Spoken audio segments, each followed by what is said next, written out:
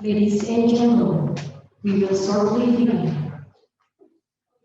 To avoid any inconvenience, please put your devices on silent mode and mute your microphone. For participants in this ballroom, please note to join the meeting in Zoom. Thank you.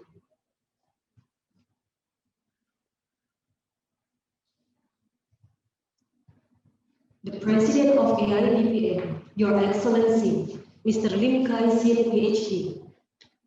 Excellencies, the Dean Faculty of Economics, Universitas Negeri Manado, Professor Dr. Tineke IM Samuel, MS. The Dean and Vice Dean, Faculty of Economics and Business, Universitas Brawijaya, Mr. Abdul Ghaffar, DBA AK, and Mr. Ainur Rafiq, PhD. The Vice Dean, Faculty of Economics, Universitas Negeri Malang, Dr. Puji Handayati. The SUV President 4 of Central Mindanao University, Philippines, Dr. Jesus Antonio G. Dariji. The representatives of Universitas Khairun and STIE Malang Kuching. Excellencies, speakers, distinguished guests, ladies and gentlemen. Good morning and welcome to the 2021 International Conference of Project Management ICPM. Multidisciplinary Perspective, Research and Innovation in Asia Pacific in these current situations, held by aibpm and supported by Universitas Negeri Manado, Universitas Brawijaya, Universitas Negeri Malang, Central Mindanao University, Universitas Khairun, STIE Malang Kuching and other universities. I am Aulia Herdiani. I feel honored to be the host for today's event. It's such a great opportunity for us all to interact and network with peers and colleagues across countries. Thank you, and I do appreciate you all for taking your busy schedule to join us today, Saturday, June 12, 2021. Excellencies, speakers, distinguished guests, ladies and gentlemen, I proudly present you aibpm.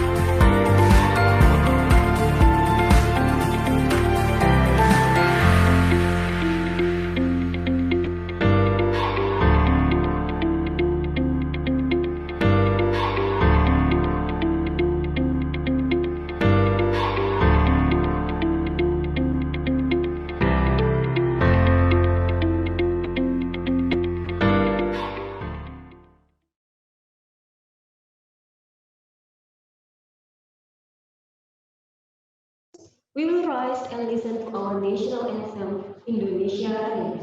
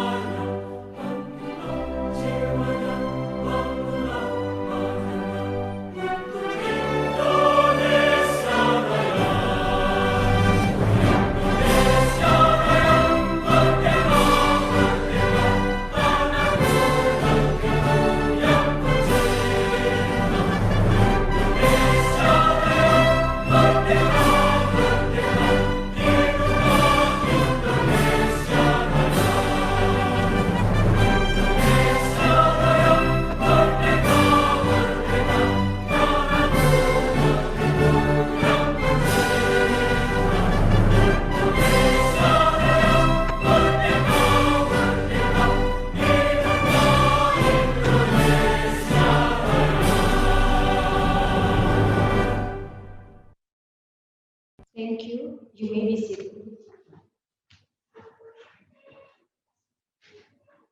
Ladies and gentlemen, coffee and snack are served on the right side of this room. Please feel free to enjoy it at any inconvenient time.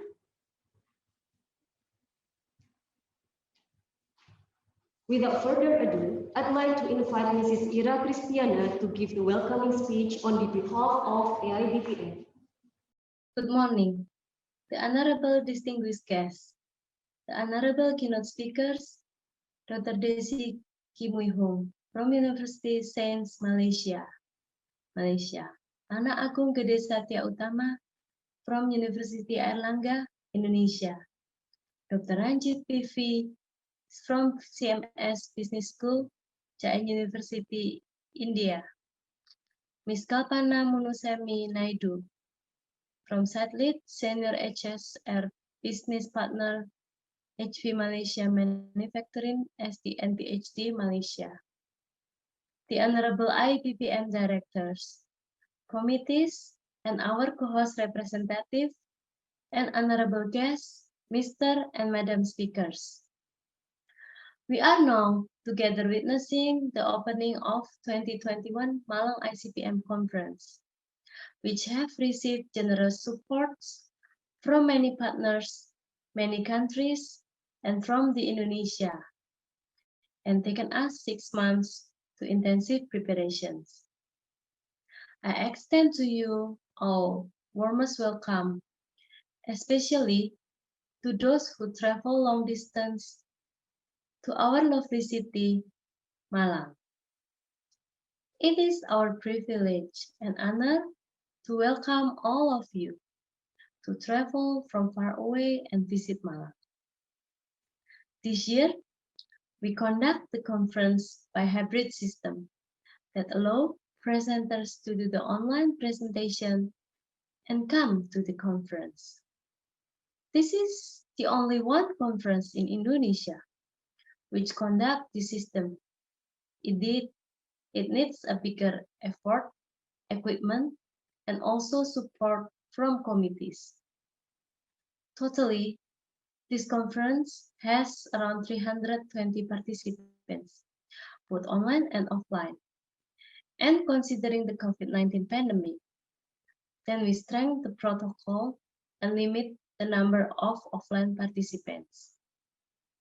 Before closing, I have to extend further thank you to our co-host institution, who greatly helped in organizing the conference. Universitas Negeri Manado, Universitas Brawijaya, Universitas Negeri Malang, Universitas Hasanuddin, Universitas Indonesia, Universitas Mahaswaraswati, Universitas Malang Kuchiswara, University Sains Malaysia, Jain Institute, India, Kairun University, and many other universities and representatives that I cannot mention one by one. I wish also thank you to our patrons, individual and organizational partners, and volunteers from universities Negeri Malang, and also Malang Kuchiswara. Without their generosity, we will not able to create a total environment to support your full participation. We hope this kind of event can be held every year in Malang and other cities. We are also happy to announce that aibpm chapter has been established in India and Malaysia. We have a big hope that aibpm chapter will be established in many cities in Indonesia and overseas. The aibpm chapter will work with the local institution in publication, social environment, social development, entrepreneurship, and professional development. aibpm in international journals. More than 100 papers to international journals. 5 papers to national journals. 23 papers to Scopus journals. And 1 international book. We also have an agreement for have a joint journal and conference cooperation with our university partners in Indonesia. I would like to inform that in July 2021, we will have a partnership with giant universities for DigiMac conference. The information is there in the aibpm website, and I will welcome you for all to join this conference. Thank you for all your presence and participation. And you are the very important part of the conference success. Thank you, and enjoy the conference and your stay in Malang. Thank you, Mrs. Ira. It's our honor to invite the Dean Faculty of Economics, Universitas Negeri Manado, Professor Dr. Tineke IM Sumual, MS.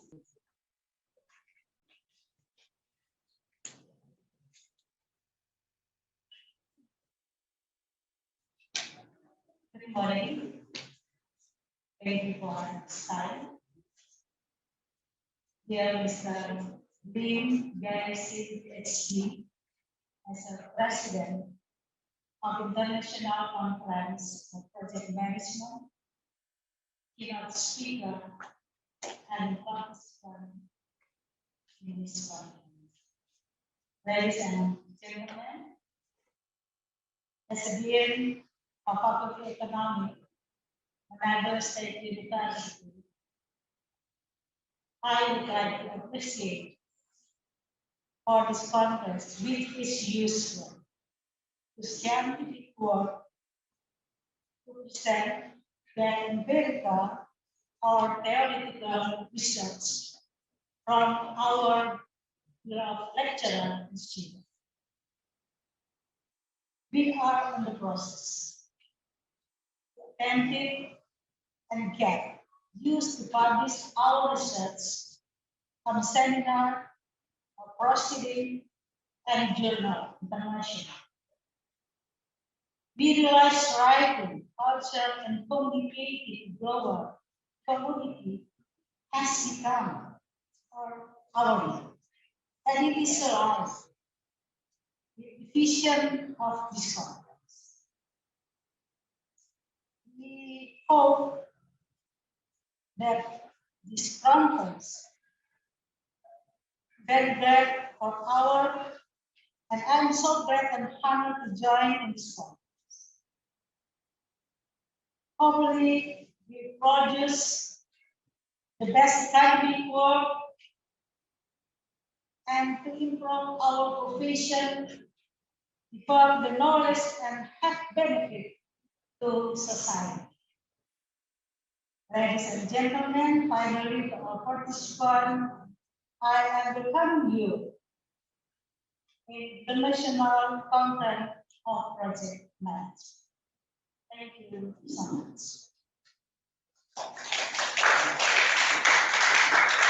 Following, I'd like to invite the Vice Dean, Faculty of Economic and Business, Universitas Brawijaya, Mr. Ainur Rafiq, PhD.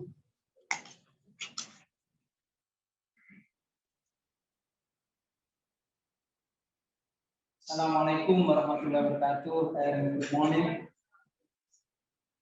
Distinguished speaker, conference participants, ladies and gentlemen. My name is Ainur Rafiq and Vice Dean from Faculty of Economics and Business, Universitas Brawijaya. It's my pleasure to welcome you all at the 2021 Malang International Conference on Project Management. Actually, if this conference would be conducted fully on site, it will be more wonderful. Participants may enjoy beautiful Malang and its surrounding. As COVID-19 pandemic still occur, it could not be realized. Yet I hope it doesn't decrease the meaning of this conference. Ladies and gentlemen, Faculty of Economics and Business, Universitas Brawijaya, as one of co-hosts at this conference, would like to thank for your participation. We also appreciate the associations of international business and professional management, Universitas Negeri Manado, Universitas Negeri Malang, Universitas Khairul, Central Mindanao University, and other co-hosts for this kind of collaboration in conducting this conference. Moreover, we would like to gratitude all speakers for your presence and support. We hope that this conference will provide valuable benefit for all participants, not only in sharing and developing knowledge, but also in connecting and networking with scholars all over the world. Ladies and gentlemen, topic of this conference is multidisciplinary perspective, research and innovation in Asia Pacific in these current situations. I believe that this topic is very relevant to be discussed in business and organization should formulate and implement a new way of operation in COVID-19 pandemic. It is not easy because the pandemic came immediately and business sector has not had experience before. Therefore, creativity and innovations in all aspects are the key to survive in pandemic circumstances. Ladies and gentlemen, in terms of projects management, I had conducted a research with my colleagues. We analyzed critical success factors effect on the Indonesian geothermal power plant by applying resource-based theory. The question arises as to why several projects are not successful. Poor management and supervision in the field, unpredictable underground conditions, slow decision making, changes initiated by the project owner, and change in the scope of work that need to be done are reason for delay in construction projects. Poor construction works management in the field and lack of contractor experience are reasons for delay in Malaysia, for examples, which resulted in excess of completion time, excess cost, dispute, arbitration, litigation, and cancellation of the project. There have been concerns raised by Indonesian geothermal power plant project practitioners on the delay and cost overrun in the projects completed in Indonesia. A survey was conducted to see how perceive the results of geothermal power plant project in Indonesia. The results show that no project was completed on schedule or within budget. The result also showed that only 36% of respondents stated that projects were completed in accordance with the intended scope. There are several reasons why geothermal power plant developed in Indonesia is slow. However, there is still no single agreement on the main contributor towards such slow development. Besides the low electricity selling price, it is believed that the delay and cost overrun during the performance of the power plant EPC project also contribute to the overall investment economics. Therefore, the delay and cost overrun also affect the owner's decision on whether or not to go for a particular geothermal development project. The novelty of this study is a strong research model that employs resource-based theory, framework, and the concept of critical success grouping as project resources. This model is able to support various studies in explaining the effect of project resources on the thermal power plant EPC project success. The overall result of the study provides new insight to project managers and all project stakeholders to ensure the success of the geothermal power plant EPC project. Further research can be conducted to test the effect of project personnel on project success, so project competitive and advantage or estimating variable. Finally, for this conference, I thank you very much for your kind attention and much appreciate for your contribution to the conference. Faculty of Economics and Business in Brawijaya committed to gather and to make contribution for development of science.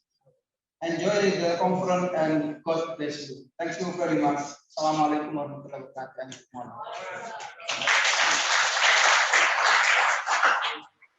Thank you, Dr. Ainur, for the speech and insight. Next will be the welcome remark from Universitas Negeri Malang. Thus, I'd like to invite the Vice Dean Faculty of Economics, Dr. Uji Handayati.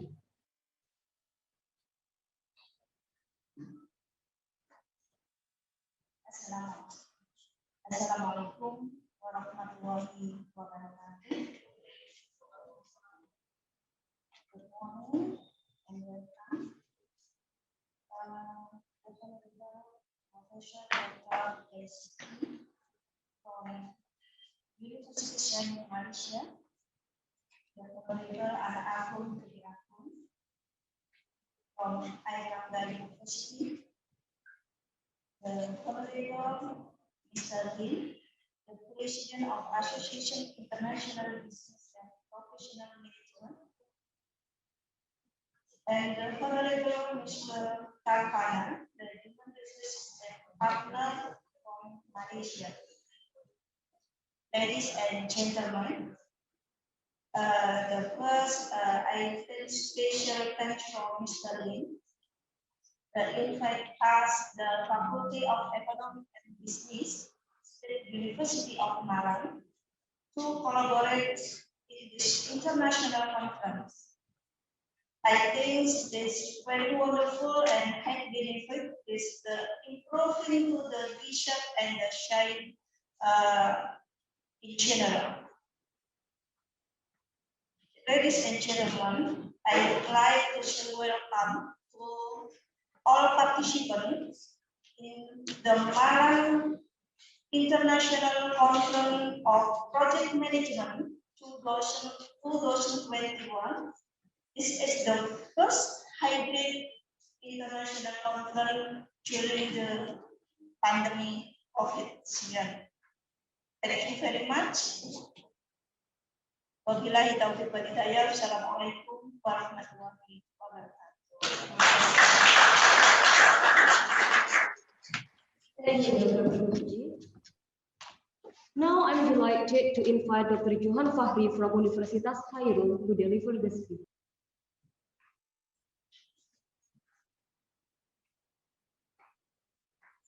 Thank you.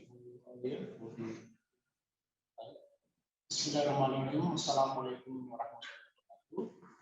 Good morning, ladies and gentlemen, honorable guests, keynote speakers, and all the technically participants. First of all, I would like to appreciate the aibpm for holding this event, the 2021 National Conference on Project Management, during this challenging time. For this reason, I would like to thank for this opportunity. I'm presenting our application for the Faculty of Economics and Business, Mr. Hairun Ternate, North Maluku. We are here in Malang today with 9 people, including our Dean, Dr. Abdullah Jabir. We also will be presenting 12 papers for this conference. With this year's topic, multidisciplinary perspectives, education in Asia-Pacific participation, this event is an opportunity for all of us to upgrade our scientific discussions, especially to demonstrate our contribution to the knowledge. We expect that new knowledge and experience can be shared by all participants today. We certainly expect that new updates in the field from our keynote speakers today, and I also look forward to hear all the new findings. I hope that there will be new values from this event that can motivate us to enrich our education part of the community. I think that's all I can say. Thank you again for aibpm for this event and enjoy the conference. Good morning. Assalamualaikum warahmatullahi wabarakatuh. Thank you, Dr. Johan. To the people who envisioned and realized the 11th International Conference of Project Management, especially the event's main host, the Association of International Business and Professional Management, headed by the President, Dr. Liam Guy Zin. Various co-hosts, key officials, and participants, including our very own College of Business and Management, who continually reap national laurels and produce certified public accountant, board top-notchers. My salute and appreciation to all of you for coming with an event like this, despite the global health crisis we are all in. Congratulations for manifesting your expertise by strategically converting the challenges into an opportunities using your organizational strength. You have an effective conducted an event which aims to gather solutions and innovations as exemplified in the theme Multidisciplinary Perspectives, Research and Innovations in Asia Pacific within the COVID-19 pandemic. In particular, as an international association that focuses on developing entrepreneurship, professional skills, and education with representatives all over the world, you were able to tap your allies all over the world to assist one another in overcoming our greatest challenge today by providing an avenue where researchers, academicians, industry partners, and students can positively and intelligently exchange and share ideas and solutions. After all, we have one aim at this moment, and that is to combat the negative impacts of COVID-19 pandemic in our personal and organizational well-being. I am optimistic enough that through this event, we will gain new friends, new partners, and officially form collaborations in the near future.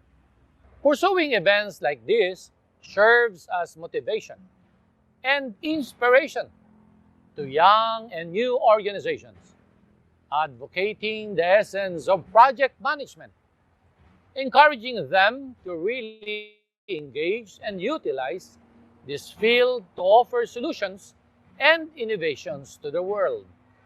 In this world full of uncertainties, project management plays a huge role since activities relating to this are specialized and tailored fit to attain specific objectives.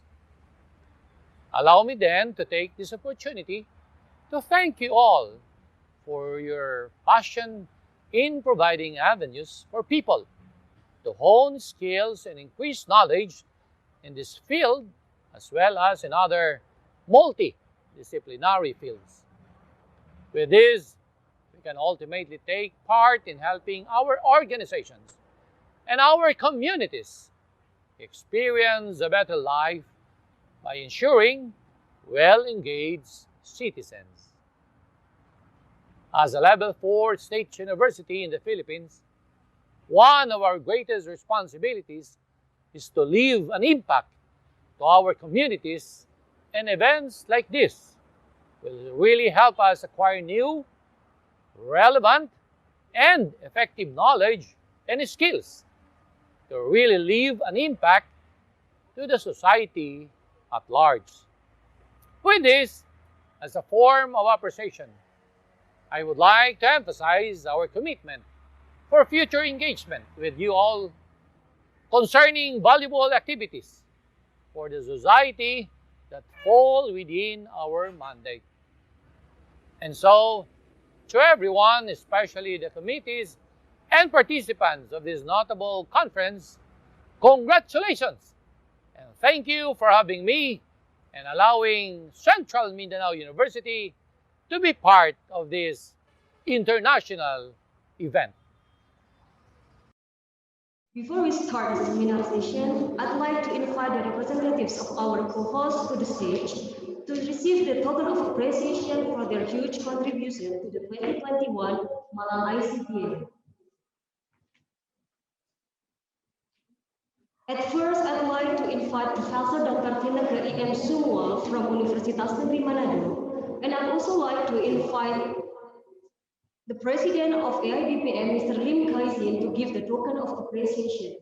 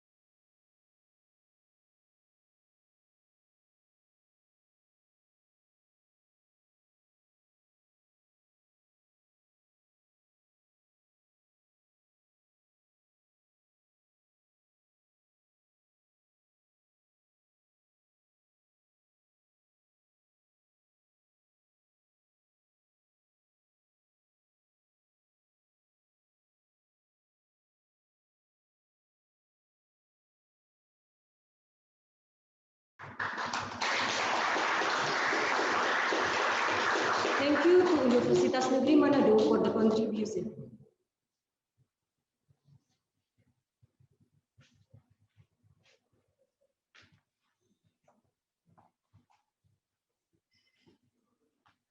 Professor Tineke, please remain on the stage.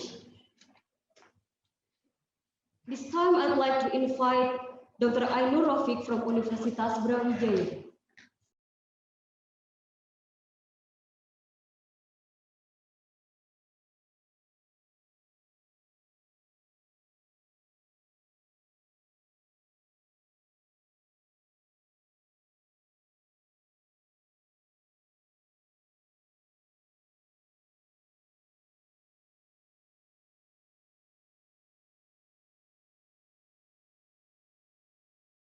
Thank you to Universitas Brawijaya for the contribution.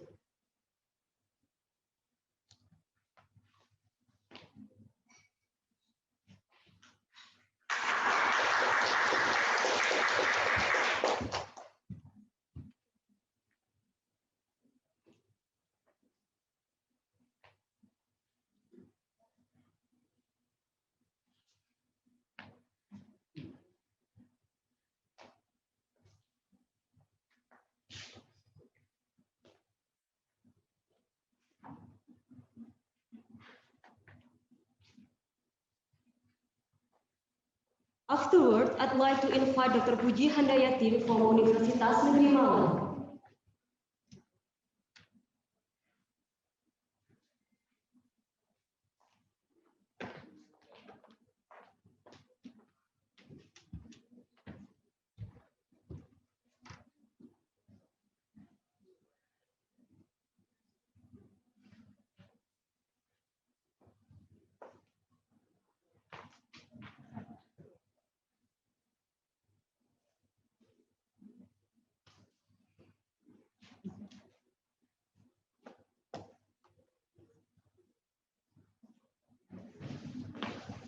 Thank you to Universitas Negeri Malang for the contribution.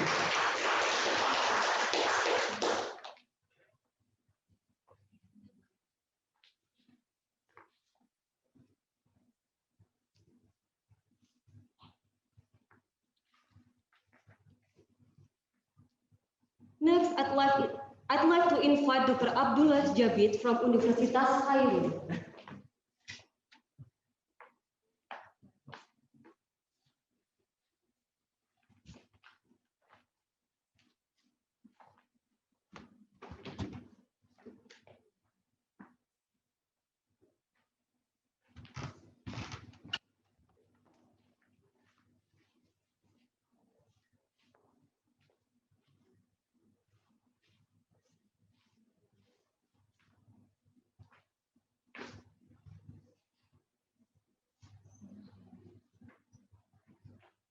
Thank you, Universitas Cairo for the contribution.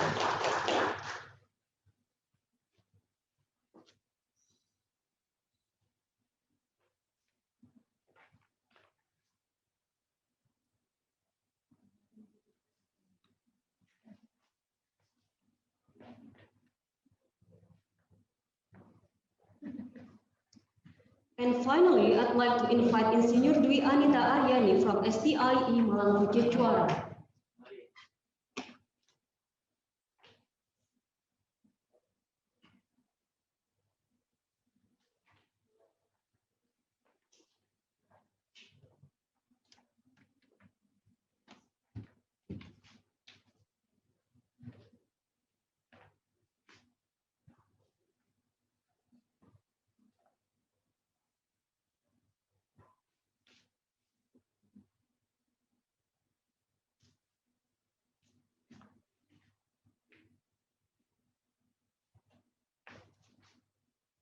Thank to STIE Malang Kucecuara for the contribution.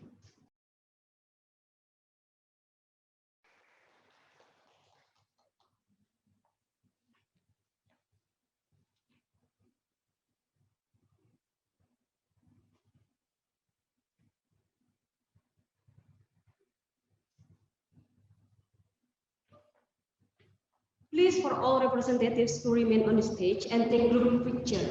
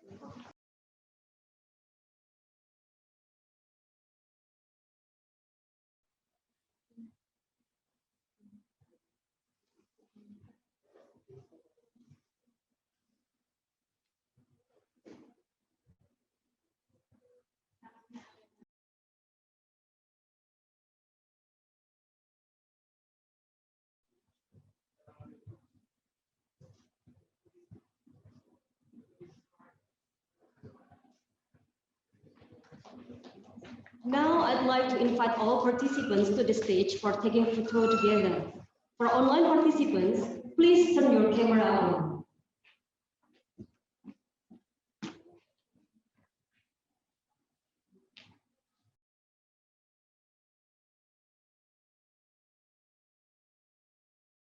I'd like to invite all the participants to the stage for taking photo together. Please come to the front. And for online participants, please turn your camera on.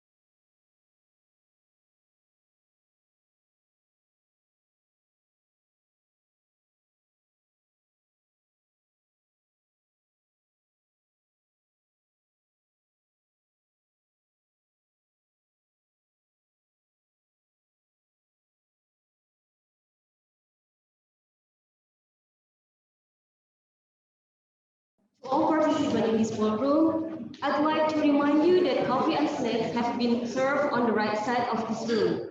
Please feel free to enjoy it at any convenient time. On economic and business in this current situation from multi-perspective. We would like to thank the keynote speakers for supporting the event and also to all committees to make this morning event possible to happen. Distinguished guests, ladies and gentlemen, today we have four excellent speakers. First is Professor Dr. Desi P. Moehung from School of Management, University Sains, Malaysia. Next will be Dr. Ranjit PV from CNS Business School, JAIN University, India. Following will be Mr. Ana Agung Gede Satya Utama, SAMAKCM, from Faculty of Economics and Business, Erlangga University, Indonesia. And the last will be Mrs. Kalpana Munusami Naidu, Site Lead Senior HR Business Partner of HP Malaysia. It's also my pleasure to introduce you the moderator for today's event, Mrs. Lohana Juaria, SAMSC. Mrs. Lohana is an assistant professor at the Department of Management, concentrating in Human Resource Management and Development, Faculty of Economics, Universitas Negeri Malang. She holds master degree and bachelor degree in management from Universitas Gadjah Mada, Yogyakarta. Her research interests are strategic HRM, indigenous HR practices in MSMEs, work family conflict, and employee engagement. She has published journal papers and conference articles related to the topics. Currently, she is working on community development supporting ecotourism based on pottery, organic farming, and traditional foods in South Malang. She is also the managing editor of Journal Economy Business, since accredited by Directorate of Higher Education Ministry of Education and Culture, Indonesia. She was the chair at International Conference on Islam, Economy and Halal Industry in 2019, and also rewarded the 10-year service award Satya Lancana Karya. She's now trying to balance work, family demands, and keep looking potential for supervisor and scholarship for pursuing PhD degree. Mrs. Wahana, the time is yours. Thank you, Ibu Aulia Nadiani. Okay, good morning. Welcome to Malang International Conference of Project Management 2021. I am Wahana. I will be the moderator of today's conference. First thing first, I will announce the rules of the conference and the presentation time before I start to introduce the speaker. It's also my first experience to facilitate as a moderator in a hybrid conference. So I think it's a really challenging. Yeah. Okay. Today we have 4 keynote speakers. That's our time is. Here I will announce the conference. First of all online participants will be muted during the presentation. And for those who are here, please make sure to put your phone on silent mode. And second, there will be question and answer session. But after all the keynote speakers finish their presentation, and last, I am as a moderator, as the authority to choose who will deliver the question and also the session. Okay, before I start, I would like to inform you, especially for the keynote speaker, that your time to present is only 20 minutes. And the question and answer session will be done after the presentation session. Okay, I would like to welcome our first speaker, Dr. Daisy P. Munihang.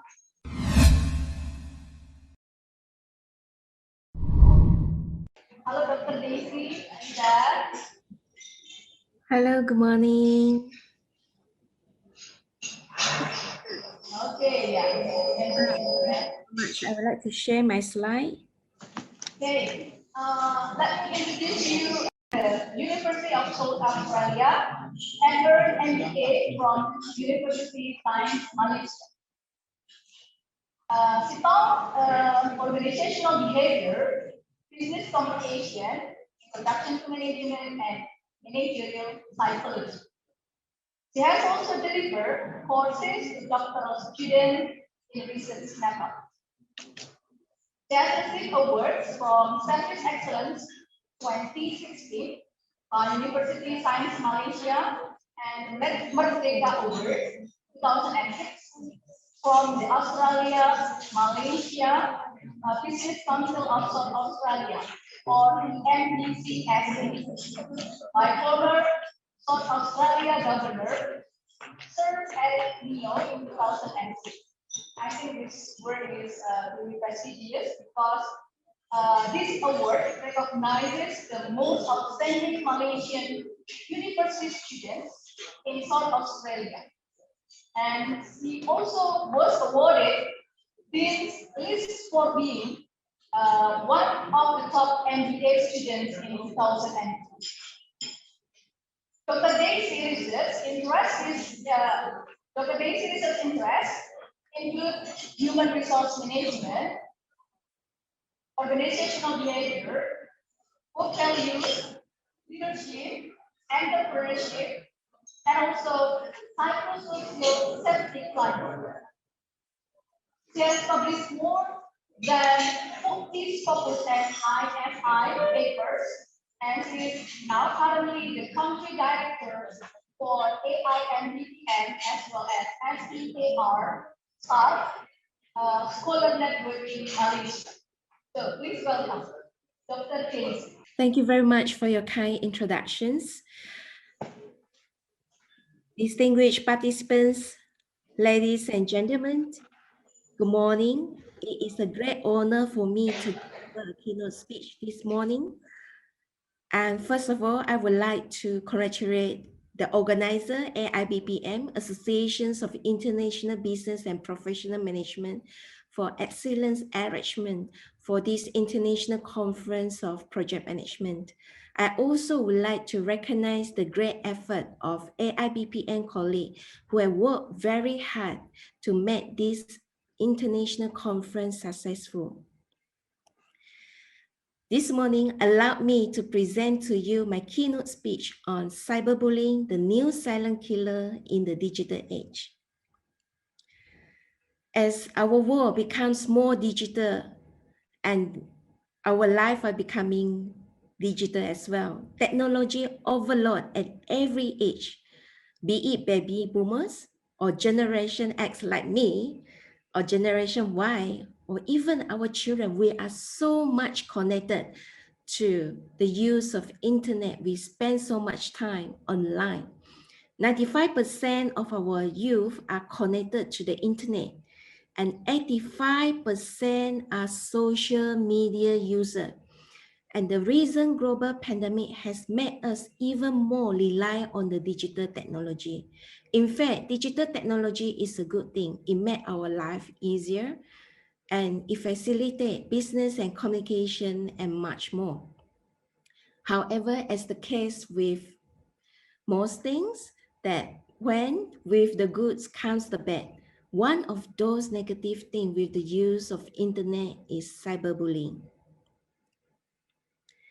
So what is cyberbullying? As the name suggests, cyberbullying is using information, communication, and technology to repeatedly and intentionally harm, harass, hurt, and embarrass a target. In other words, cyberbullying is a bullying in a digital space, such as phone, computer, tablet, laptop, social media, text messaging, forum, and many more. Today, cyberbullying is a real problem in our society. And this type of bullying becomes popular because it allows people to stay anonymous. And many people think that it's easier to behave aggressive on the internet rather than it is face-to-face. And many people think that they won't get caught because they bully people online. Cyberbullying is not as harmless as many people think. In some cases, it may even lead to suicide. And let's look at the statistic published by Cyberbullying Research Center in 2019.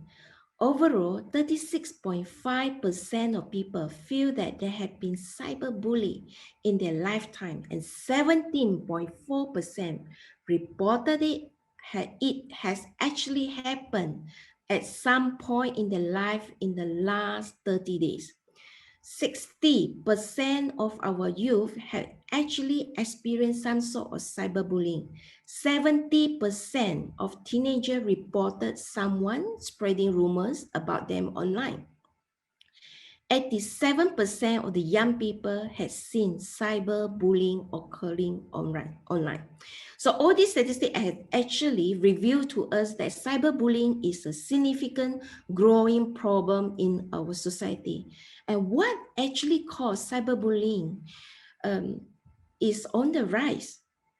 One of the reasons why cyberbullying is increasing is because of the use of cell phone that has been increased dramatically over the past years. And today, we are connected with one another electronically. And for the first in many years, do you know that cyberbullying has surpassed bullying as one of the most common type of harassment? And there are 5 different types of cyberbullying: harassment, outing, flaming, exclusion, masquerading. Harassment: when a bully sends offensive and malicious messages to an individual or a group.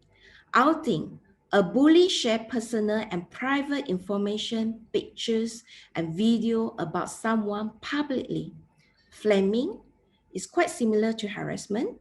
Flaming refers to an online fight, or it could also refer to an insult exchange via email, instant messaging, or chat room. Exclusion, intentionally singling out and leaving a person out of an online group, such as chat and site. Masquerading, a bully creates a fake account or a fake identity to harass someone anonymously. Have you heard of cyberbullying? Are you aware of cyberbullying? I believe that most of you have heard about cyberbullying, and the global awareness of cyberbullying is increasing. 75% reported they have heard, they have seen, and they have read about cyberbullying. Let's look at the Malaysian data versus global data. In Malaysia, 85% of the parents admitted that they have heard, they've seen, and read about cyberbullying. And this figure, in fact, is much higher than the global average, 75%. 23% of the Malaysian parents reported that their child experienced cyberbullying. Again, this figure is higher than the global average, 17%. 47% of the parents commented the child within their community has experienced some sort of cyberbullying, and this figure again is much more higher than the global average of 33%. Consider this, nearly 1 in 5 parents, that is 1/5, 20% parents worldwide reported that their child has experienced cyberbullying. And in the United States, more than 25% of parents reported that their child has experienced cyberbullying. So where does cyberbullying taking place? 38% of the people see instances of cyberbullying on social media daily. And indeed, social media is the most common platform for cyberbullying worldwide. When participants were asked in which social media platform that they experience cyberbullying, here are the results. Instagram is #1 social media platform where participants experience cyberbullying.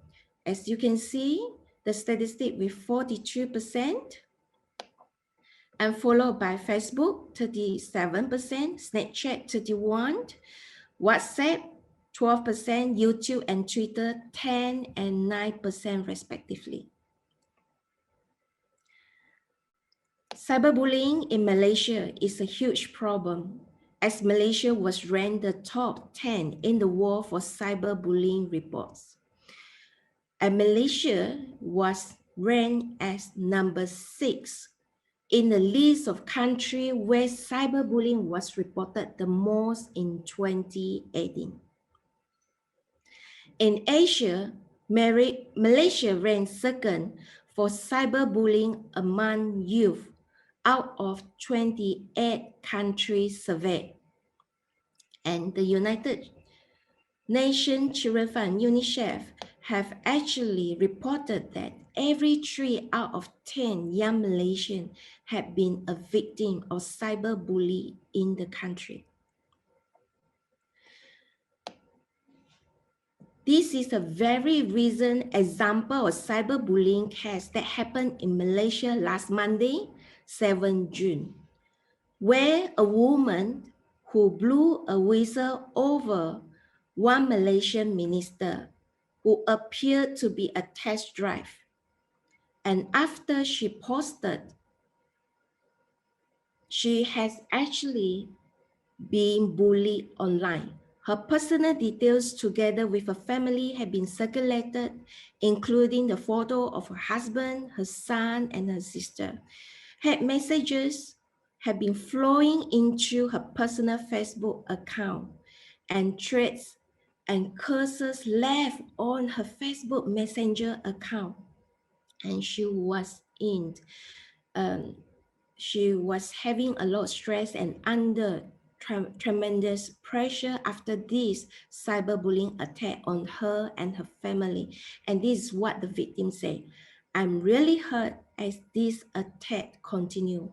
My phone keep ringing with call and messages from stranger." Can you imagine the stress that she has to handle and her family? And this is what she said: "I'm not a politician. I am a completely normal Malaysian. I'm not asking for a medal for blowing the whistle. I just want to save our society from further COVID-19 infection." Another case of cyberbullying that happened last month in Malaysia. A 20-year-old girl believed to be a victim of cyberbullying have hung herself from the ceiling fan after a TikTok video of her and her colleague drew criticism on social networking site. And her elder sister reported that her sister had received negative remarks over the video from people that she never knew. And to make it worse, and this TikTok video was shared by several fake Facebook accounts, including one of the fake Facebook accounts who actually have 70,000 followers. And the post received thousands of rude comments about her, and some even called the victim all sorts of names. And this is a very sad incident. And another case of cyberbullying that happened last year in Malaysia, I'm sure that most of the Malaysians have came across this news. A 16-year-old girl killed herself after Instagram post that she posed a question asking for help. "Really important, help me choose D or L." So after she posted an Instagram poll to her followers to help her to decide whether or not she should continue living or to kill herself. And when she looked at the result, the vote revealed that 69% voted for her to die and 31% voted for her to live in response to her questions on Instagram poll. Can you imagine this? And because of this unfortunate incident, many questions arise. Would the girl still be alive today if the majority of the netizens on her Instagram account discouraged her from taking her own life? And what will actually happen to her if most of them actually encourage her and vote for her to live? Nobody knows. What we know is she took her life the very next day. And is there any penalty for those 69% of the netizens voted for her death? Are they accountable for her death? So there are questions, and her case is just one example how cyberbullying has impacted our youth in our society. "Why do you say that about me? What did I do?" cried Sulis on Instagram Live 2 days before her death. This is another case of cyberbullying happened in South Korea last year. And Suli was a K-pop girl that chose to end her life because she was heavily targeted by online bullying. And she was suffer from severe social anxiety, panic disorder, depression, and was under a lot of stress. And after the death of Suli, a Suli law has been proposed to fight against cyberbullying in South Korea.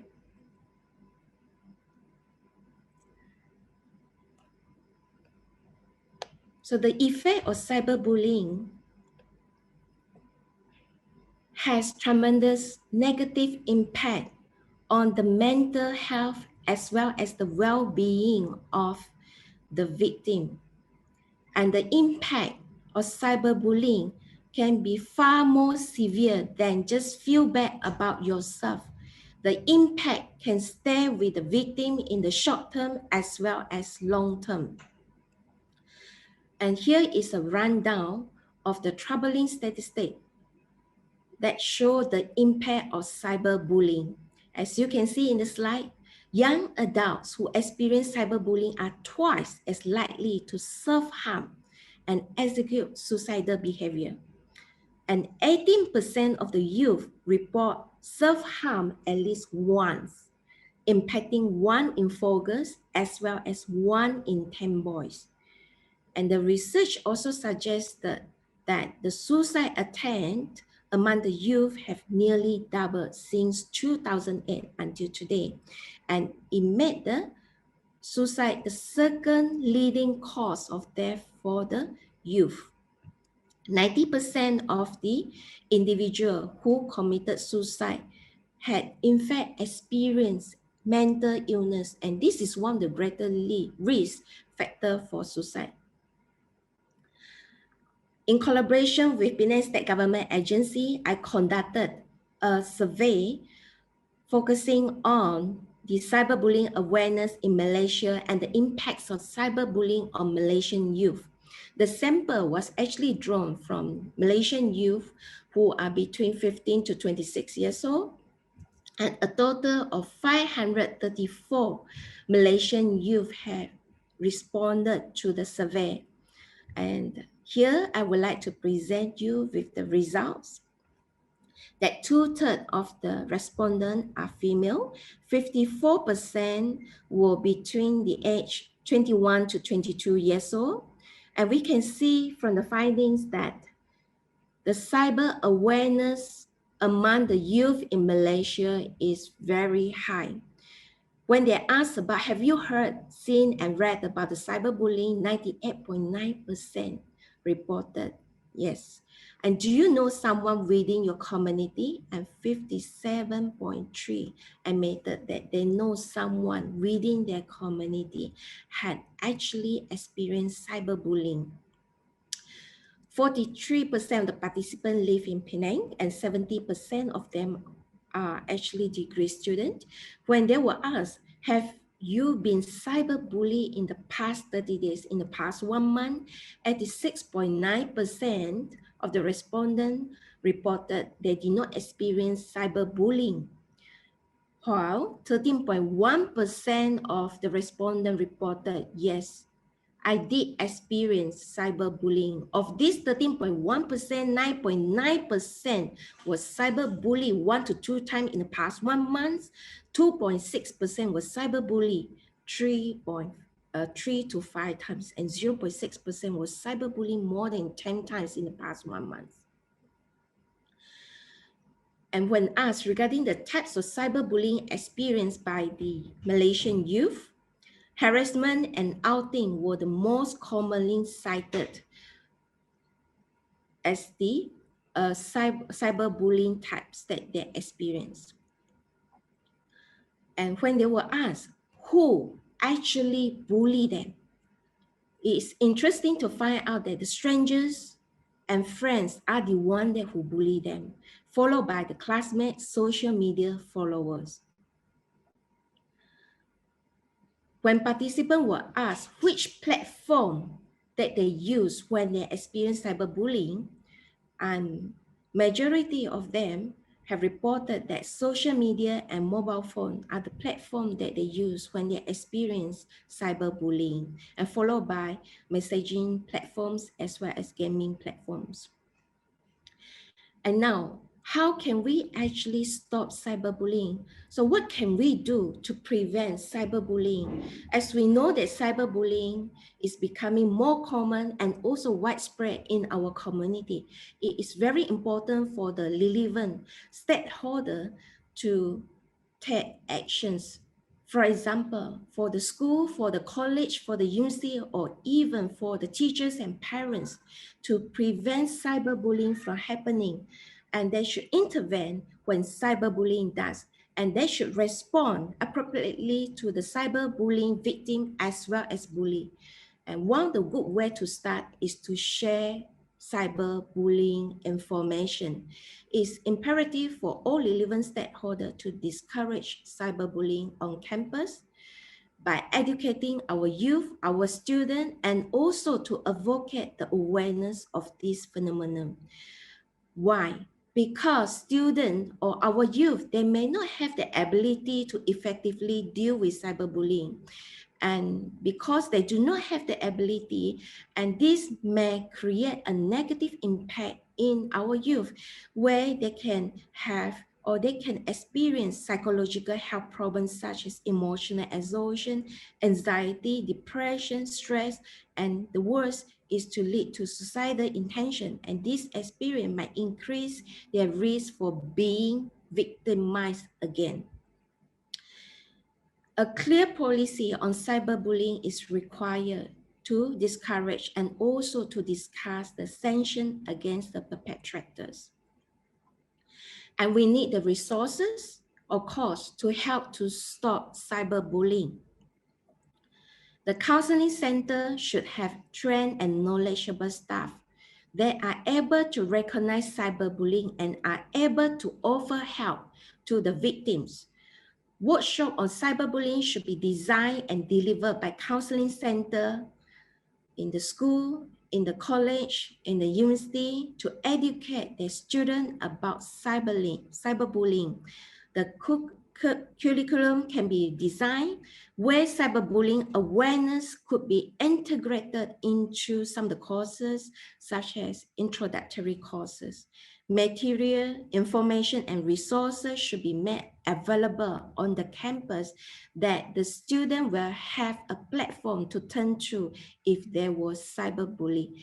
In short, that university, college, or school and all the relevant stakeholders, they should make sure or should maximize or utilize their counseling center as well as their psychological services impact on the campus to make sure that students are able to receive help and also to develop programs that are able to help students to identify cyberbullying and to help the student to address and to deal with cyberbullying if they were the victims, and also to help the students to voice out, a place for them to voice out their emotions. And I would like to conclude my presentation with this. Cyberbullying is the new silent killer in the digital age. Why? Because youth who are cyberbullied find that it is very hard for them to seek help.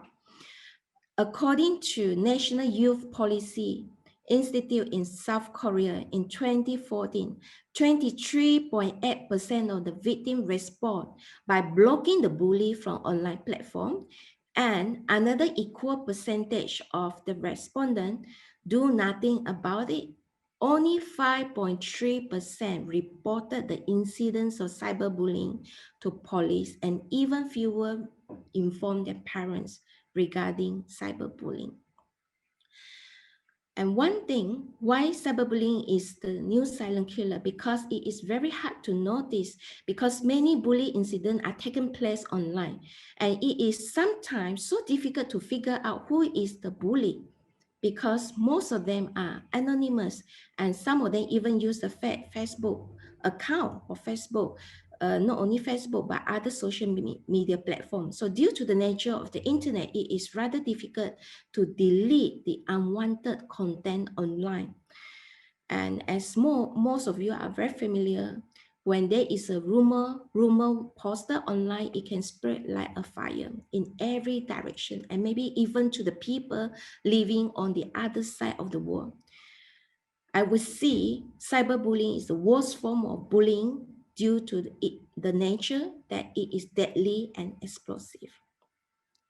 Hence, all the relevant stakeholders should look at bullying as a whole, and we should spend extra time addressing cyberbullying, that we should ask students, our youth, to stop, to block, and to tell if there were cases about cyberbullying, and let's play a role and be the change in our community. And my recommendation is to have strict law and regulations that should be developed to prevent or even punish the perpetrators. And that's all for my presentations, and thank you so much. I would like to pass the time to our moderator. Thanks. Cyberbullying is the new silent killer. We know that probably a heart attack, diabetes, or other degenerative illness happen to us as happen when we are going for that adult nature or in adult condition. But we know that cyberbullying it happened or threatened our young generation. It's really concerning and shocking, I think. Because we know that our young generation is our future leader, or our life is depends on them. So it's really shocking to me, especially when I saw Indonesia. If I'm not mistaken, in Malaysia, you said Malaysia in Asia is number 10, yeah, if I'm not mistaken. But Indonesia, I think not better than Malaysia, I think, yeah, because we know that our netizen is really rude, yeah, rude, and I think it's also concern for Indonesian nation about cyberbullying. Thank you for sharing, Dr. Dave. Yeah, and next, ladies and gentlemen, we continue to our second keynote speaker, Mr. Anna Agung Gede, Satya Utama PhD.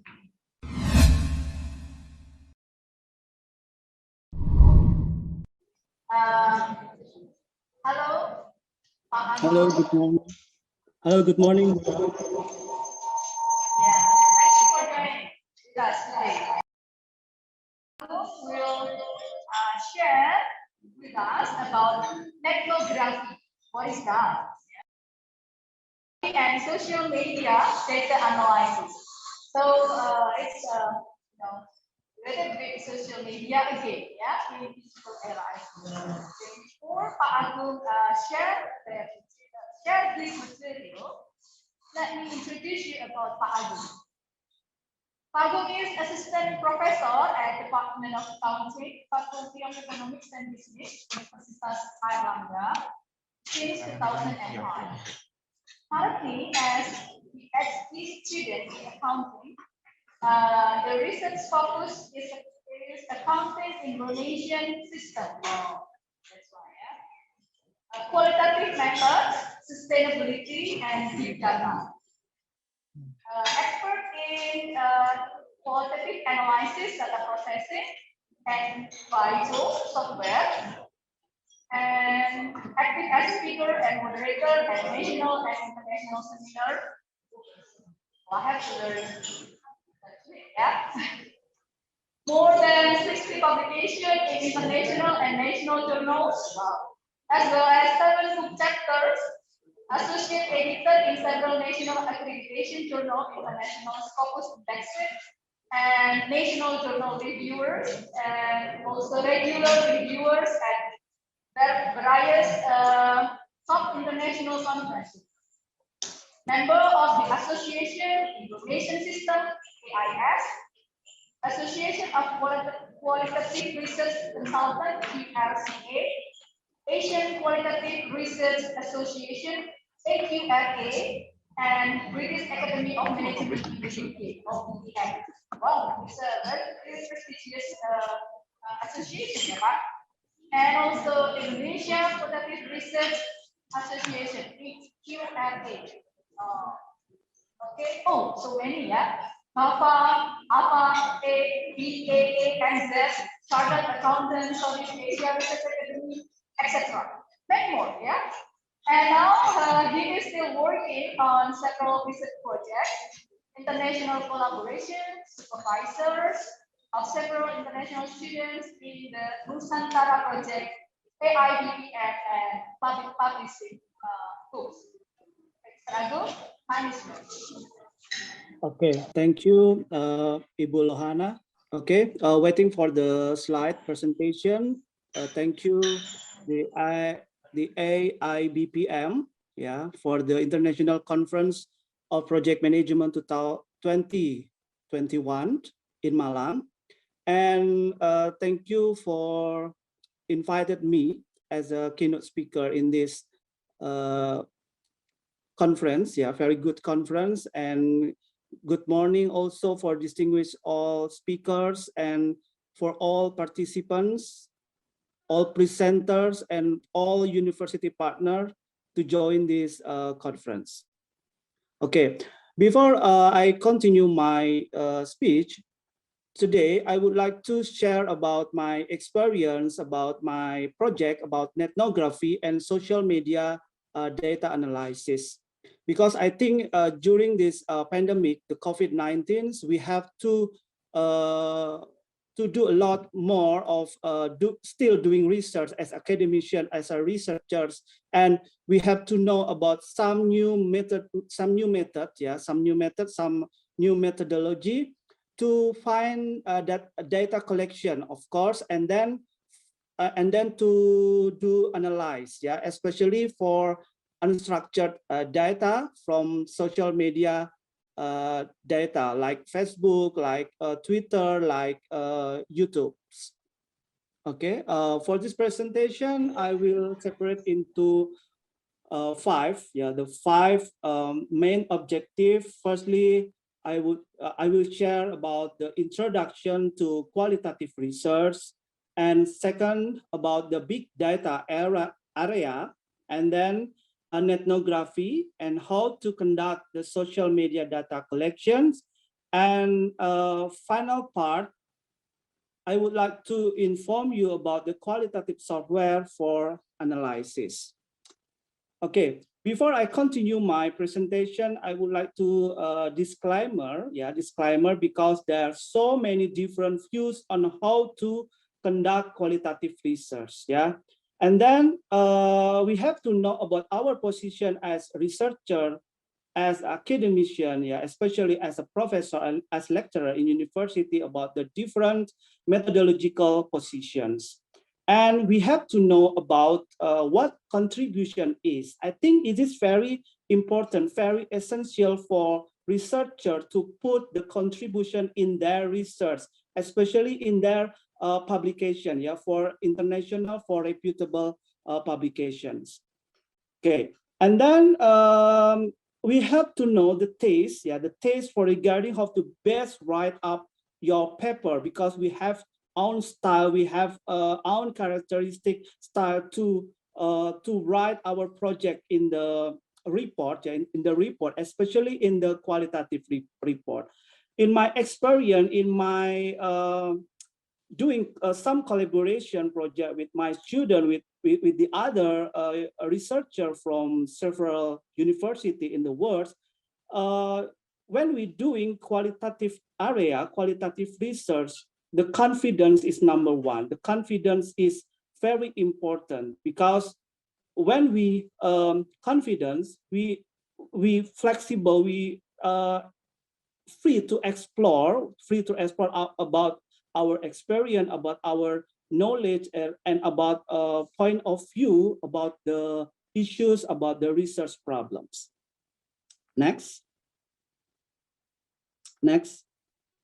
Okay, this is the QRCA. This is the one of the important, yeah, qualitative research consultant association. I remember I joined this association since 2019, and it gives me impact to develop my knowledge, to improve my sense about the qualitative study.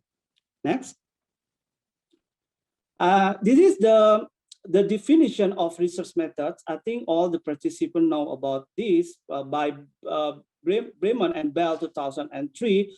A research method is simply a technique for collecting data involve a specific instruments for completion of questionnaire or structured interview schedule with the participation, observations, and the researcher listen and watch others. I think this is the keyword when we do research in qualitative area, especially in the interview process with the informants and the observation with the observation with activities, observation with some activity or case study. Okay, next. Okay, this is some identification about the difference between qualitative research and the quantitative research.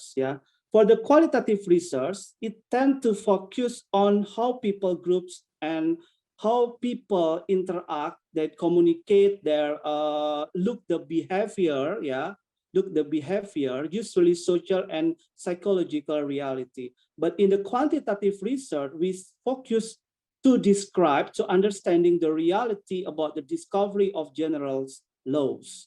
Okay, and the qualitative research, the behavior in the natural setting or use people's account on people accounts, the people as a data, usually there's no manipulation or variables. So in the quantitative research, they involve manipulation of some variables like independent variable, while other variable be considering to be externals and confounding variable and hold consistent. And the last, in qualitative research, the researchers are flexible, the emergence, but the systematic research process needed. In quantitative research, they require the research process to be defined in advance. Next slide. Okay, this is the other concept of quantitative data and the qualitative data, because in research, data collection is so important, so important. So we have to know about the different between both of data. In the quantitative data, based on numbers, large sample size, we use statistical analysis, we use close-ended questions, and the purposes to validate hypothesis. But in the qualitative data, because in this presentation, I will more explore in the qualitative data. So in the qualitative research based on opinions, based on the experience or researchers' knowledge, a smaller sample size, the sample we in qualitative we say the informant, and the data collection procedure, we use interviews and observations. So very subjective, because when you made the result and discussion, especially in the conclusion, is very subjective. Or maybe in the common word, there's no generalization. But no generalization is exception, depends on terms and the condition apply. For example, if you doing research about information system development in one or many the organizations, the prototype of developing system can be adopted, depend on the situation, depends on the environment of the organizations. And specific for the interviews, the qualitative data use open-ended questions, and the final output of in qualitative research to generate hypothesis, or we call it propositions, or develop idea. We construct some conceptual framework based on research problem or research issues. Next. Okay, this is the current situation. The current situation, because we are in the technology 4.0, the society 5.0, and we already studying about the big data. Yeah, we define the data in structured data and unstructured data. For structured data, this case especially for statistical analysis and business intelligence, this is a very quantitative, yeah, very quantitative. And the other side, if you can see the images, that the qualitative analysis for unstructured, yeah, for unstructured data, for text analysis. So what typical analysis can we do in qualitative research? Yeah, in qualitative analysis, we can do content analysis. Especially for unstructured data, we can do sentiment analysis, text mining, and video analytics. But especially for content analysis, you can do both of research in quantitative or qualitative. It depends on your research question. So for doing research, you have to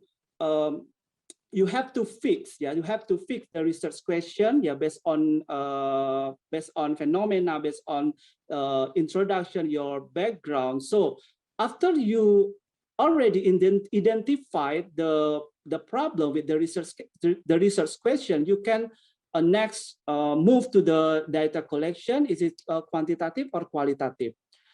For content analysis in quantitative, we can say it's not just a number. Yeah, it's just a number. Yeah, like the word, like the percentage, like the chart, like the diagram. Yeah, and for the qualitative, even they show the percentage. So the researcher must to describe, must to inform to the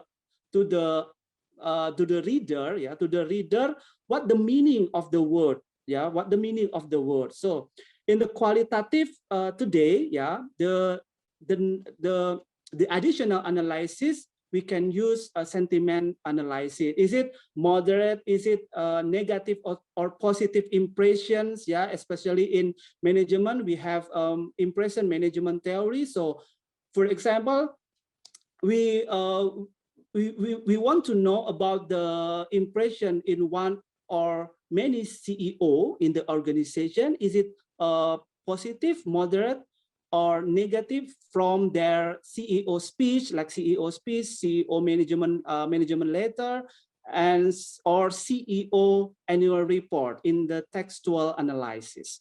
Next. Okay, this is the conclusion for the research process. Yeah, for quantitative, we start from the research questions and then move to the theory. What is the grand theory? What is the initial theory? And we develop some hypotheses. And after we complete define the hypothesis, we move to the data collection and finding. But in qualitative, as I mentioned earlier, that qualitative is so flexible, but research question is very important. It's a basic need for researchers. And for the research question, after research questions, yeah, identified, we next procedure, we do data collection by interview, by observation, by focus group discussion, and then we construct the theory or the conceptual framework, and we find, yeah, we find what the finding, what the solving of our research questions. Next. Okay, this is the approach. Yeah, this is the approach to qualitative research, or I said the sense of the qualitative research. Yeah, the qualitative research is different approach. Yeah, different world view. This is the adapting particular approach can influence how or where you disseminate your finding. For example, in publications. And research question, as I said before, that very, very important. Yeah, very, very important as a guideline, your research process. And for the research question, in a qualitative research is unlike a quantitative research. In quantitative, the research question is, for example, want to prove to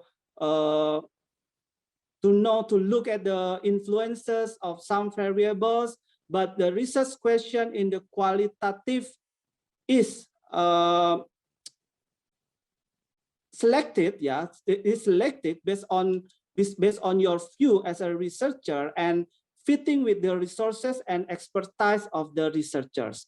And the qualitative study for the progress, yeah, the research question in qualitative should be refined and maybe reformulated.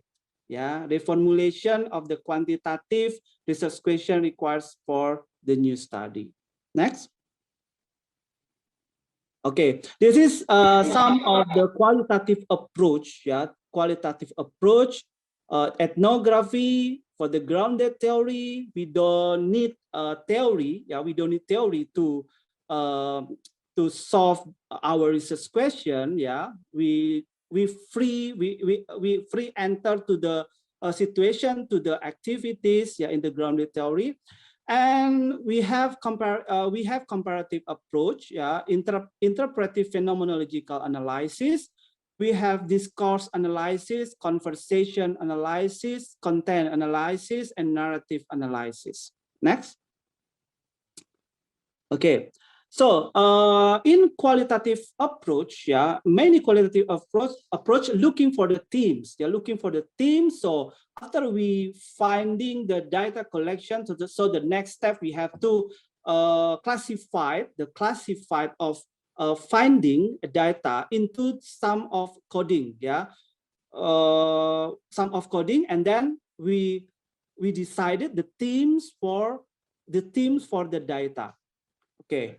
And researchers use the content analysis for short of the analysis of the content. For example, the interviews, documentation from the observation. We have to transcribe to text, yeah, to textual analysis. Next.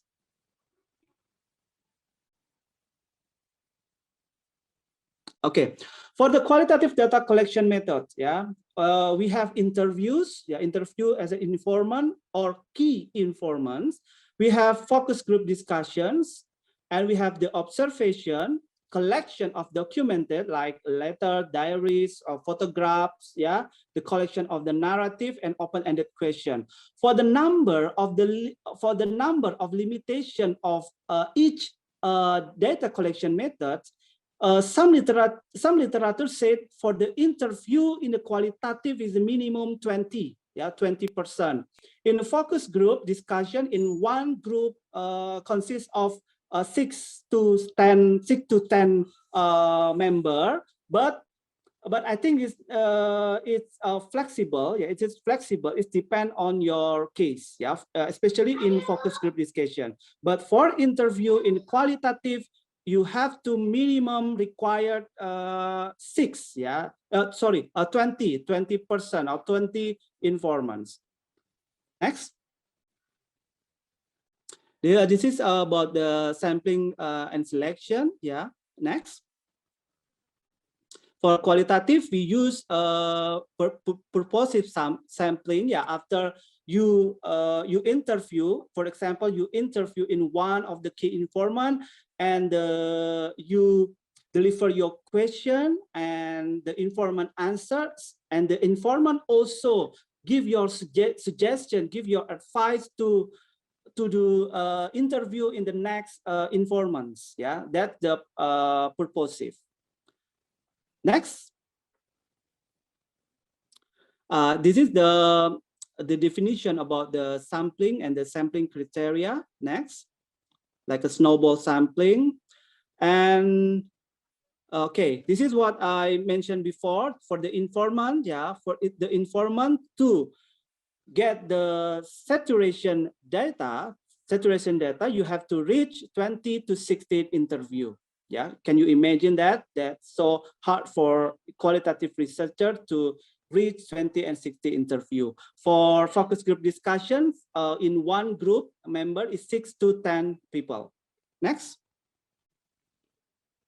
Okay, this is for the qualitative analysis. Yeah, in quantitative, we we summarizing the frequencies of the variables. We define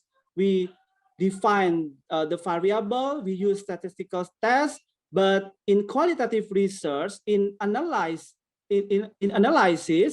we use to describe the phenomena, and we have to understand and we meaning, we about the phenomena. We interpret, we interpret the phenomena, and we also describe about the data. In the higher level of the analysis, it's an interpretive, interpretative, that's so very subjective. And the last analysis is content analysis. I think it's a very famous, very popular in researchers. So we identify, we classify theme in word and concept. Next. Okay, we have to transcribing qualitative data with N50. Next. This is the example of the manual procedure analysis. You put the post-it, and you identify with the general procedures. Next. And next, I think we have some limitation time for the ethnography. Ethnography is the opposite of the ethnography, or we can say the digital ethnography. The ethnography is in the inventor is Robert Cosinet, by Robert Cosinet in 2010, 2015, and the new book is 2021. Next. This is the classification of ethnography, ethnography from the humanist, from digital, from the auto, from the auto is very critical analysis, and the orientation is local. But for the global is a digital orientation and a symbolic analytical. Next. This is the sum of book, the sum of book by Robert Cosinet, the inventor of ethnography. The right side is the new book of the ethnography for unlimited research in qualitative social media. Next. Okay, this is the some example of some literature review how to use the qualitative research, especially in ethnography. Related and relationship with the internet communication and technology. Next. Okay, this is the ethnography analysis. Some of the literature review by systematic review to define the ethnography method, to define the what is source of data collection from blog, from YouTube, from Twitter and other social media. Next. Okay, this is for the understanding for the customer, because the ethnography firstly is very famous in the marketing, in business, in commerce. So today many disciplines can use the ethnography. Next. Okay, this is the community area, because the focus in ethnography is to looking at the interaction of communication of each member in the online community. Next. Okay, so this is the some issues. This is a public or private space, for the ethnography. But the Cosinet in 2006 said that we must to be careful and consider of ethnography is potential to harm. Next. I think this is the conclusion for the ethnography. Next.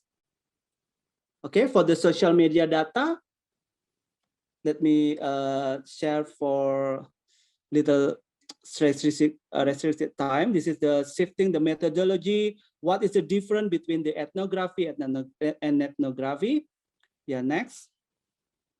Okay, this is the procedure to analysis. When you conduct the qualitative analysis using qualitative software, you can choose between the N50 or the Leximancer. I think the most popular is N50. Next. Okay, this is the data, you have the stage of the data when you conduct the social network analysis. Okay, next, still start from the research questions.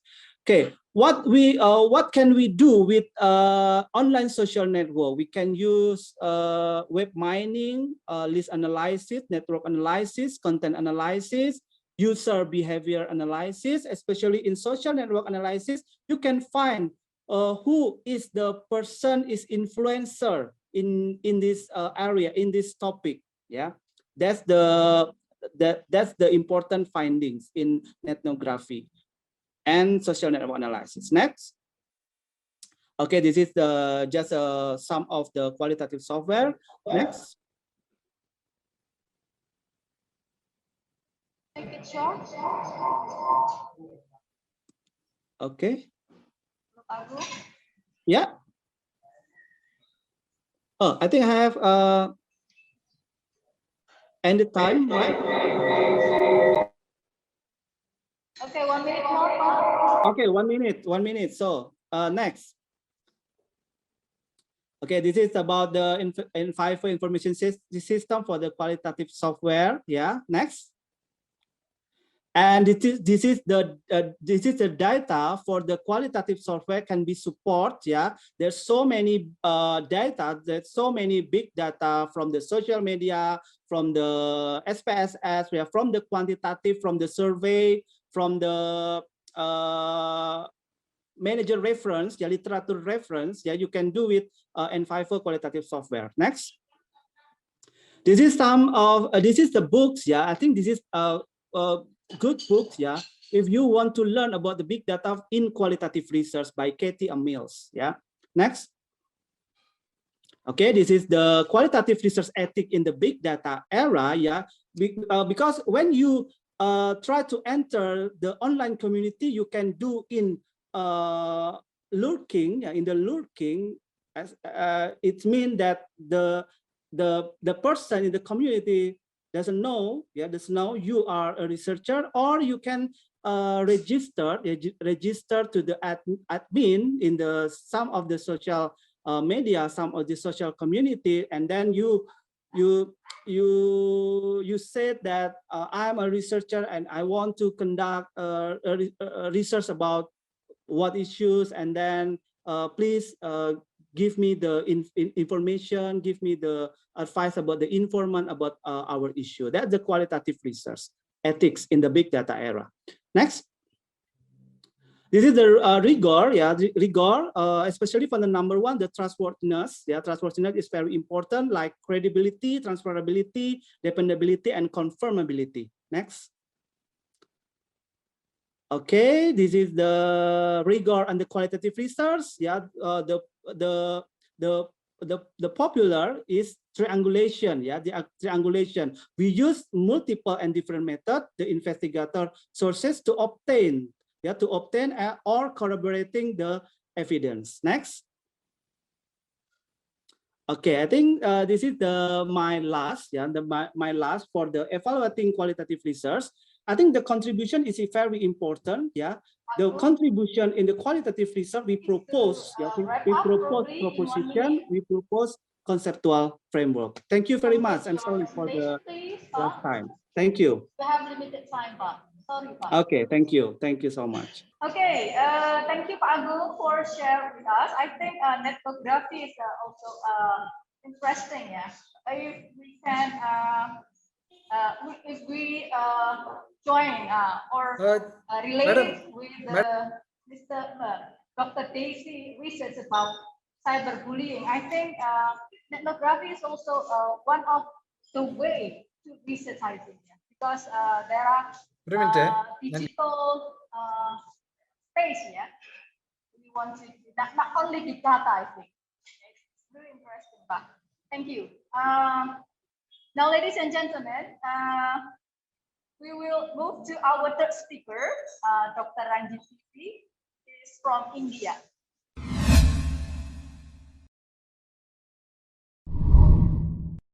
Hello, Dr. Ranjit, are you there? Hello. Sorry, there is some problem with my background. I don't know what happened. Ask you to directly ask your question, yeah, or comment. No, no, ma'am, I'm there.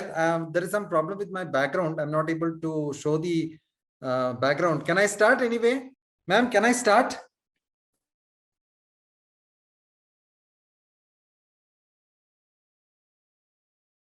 Let's start now.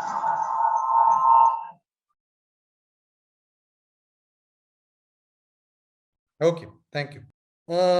Thank you, aibpm, for inviting me for the conference. Welcome to Malang 2021 conference on ICPM. Thank you, other professors, for joining me in talking about trends in sports.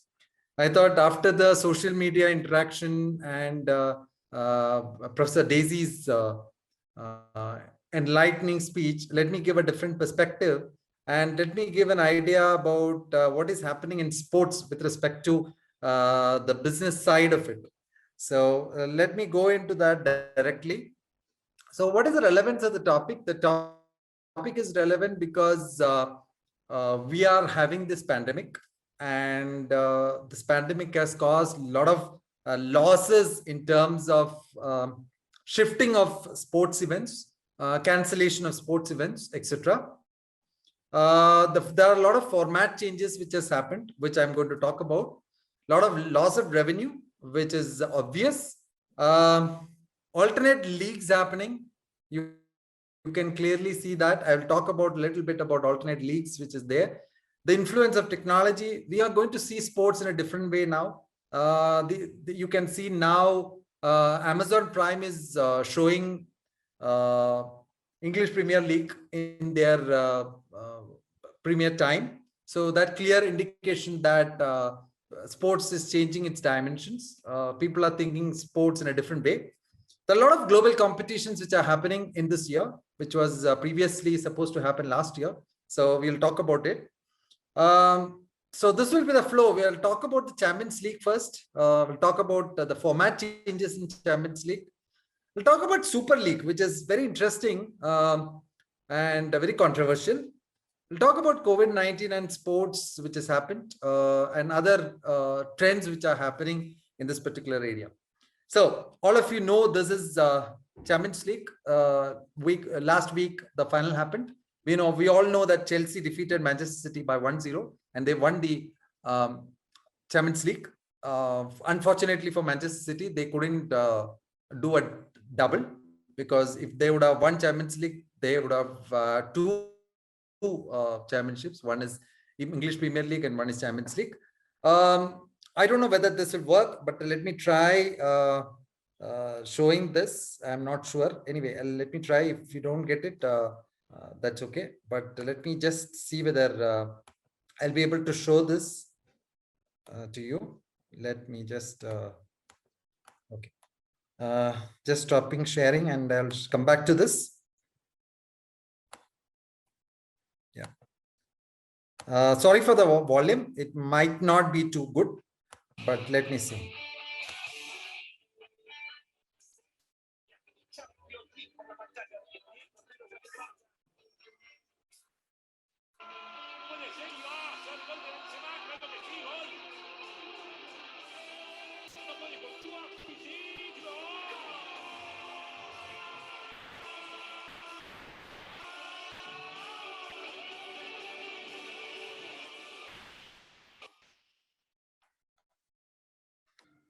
You can see the kind of impact which is having in sports and how it is packaged in 30 seconds, right? The entire thing is packaged in 30 seconds. This is what is going to happen in the future. Remember, Champions League is basically taken or done with clubs from Italy, France, England, Russia, Holland, Germany, Spain, Belgium, right? And other countries, but more clubs from England and other places, but main countries rather, and other countries like Turkey, etc., also have teams for Champions League. Anyway, let's continue. If you look at the Champions League revenue model, very interesting. the broadcasting, if you see the broadcasting rights here, right? This is interesting because if you see the total revenue is 38,857 crore pounds, right? And that is the total revenue that if you look at this particular aspect, 86% of the revenue is coming from broadcasting rights. 86%, whopping 86%. Commercial rights, which we feel is very important, is only 12%. And look at the tickets and hospitality, is only 1.3% of the revenue is coming from that, right? 86% from broadcasting rights, which means that's the biggest chunk of the whole thing. And if you see, that is why Amazon Prime and other OTT platforms are now vying for, telecasting all these championships in their this thing. You can see now in this year, European Cup, your Copa America, every important programs and sports events are being telecast in Sony. So Sony is vying for that broadcast because you can see the revenue which is coming out from the different events. Now, interestingly, a lot of people may not have realized, but there's a lot of branding which goes in Champions League, which is why this particular aspect has become very important. For example, if you look at this particular aspect, commercial partner of Champions League, I'm talking about especially on Champions League, is television event and media marketing, which is generally called as TEAM. Interestingly, you can see that stadium dressing materials is same, right? And same opening ceremony. And here the same UEFA Champions League anthem throughout the Champions League. It doesn't change. Dressing materials, this opening ceremony, the there is a particular ball which is used for starting the point, what we call a star ball, and the anthem remains the same across Champions League every year. Main kit sponsors are now this time are Nike, Adidas, and Puma. Other companies come in, but these are the three primary kit sponsors. 40% of shirt sponsors are gambling companies. Interesting, right? Most of us will think that important or bigger companies actually contribute much for the commercial rights. But if you see, shirt sponsors are mainly gambling companies, which is interesting. FedEx is the official sponsor of Champions League for the next 3 years, from 2020 to 21 to the next 3 years. FedEx is the official sponsor. So that is another interesting material. So you can see a lot of branding, a lot of advertisements connected to this particular aspect, which is very interesting. There are some format changes which is now proposed in Champions League. Why I'm talking about Champions League so much is, if you look at the world club events, if you see, Champions League is the biggest in terms of revenue creation and in terms of how many teams participate, right? And interestingly, this time the finals were between 2 English clubs. Now teams will be from 32. Right now it is 32 teams spread across the world, but mostly from the leading football leagues like English Premier League, your Bundesliga, your La Liga, and your Serie A. That is Italian. So now it is increased to from 32 to 36. I'll come to that, how they have increased that. Start from this will start from 2025 to 24 to 25 season. So till that it will continue with 32 teams. No group stage, only single league, and continuously they will play. We'll come to that in this particular thing. Games only on Thursdays. Nowadays, Champions League that depends on the other league and they play accordingly. But now onwards, games will be only on Thursdays, right? No other days. Each club will play minimum 10 games against 10 different teams. 10 games against 10 different teams, right? So that's interesting. Top 8 teams direct entry round of 16. Others from 9 to 24 have to play a playoff between them. So top 8 teams will directly go. Otherwise, they will have a playoff. Teams from different football leagues as it is now. 5th position team in UEFA Association. So UEFA Association has a ranking, and in that, whichever team is the 5th position, they will get into, so that is the 33rd team. 5th position, domestic competition. So in domestic competitions everywhere, there will be a 5th position. So that will be the 34th team. And 35 and 36 will be based on UEFA club coefficient. So they have a club coefficient which actually ranks the different clubs. So based on that rank, whichever is the first two teams, they'll be taken. So fifth position UEFA Association, domestic competition fifth position, and these two teams. So 36 it will be from 2024 to 25. This is basically, there is a lot of controversy around it. Some people say that it is for making sure that bigger teams will always win. There is another saying which says that smaller teams will find it easier to win because the number of clubs have increased.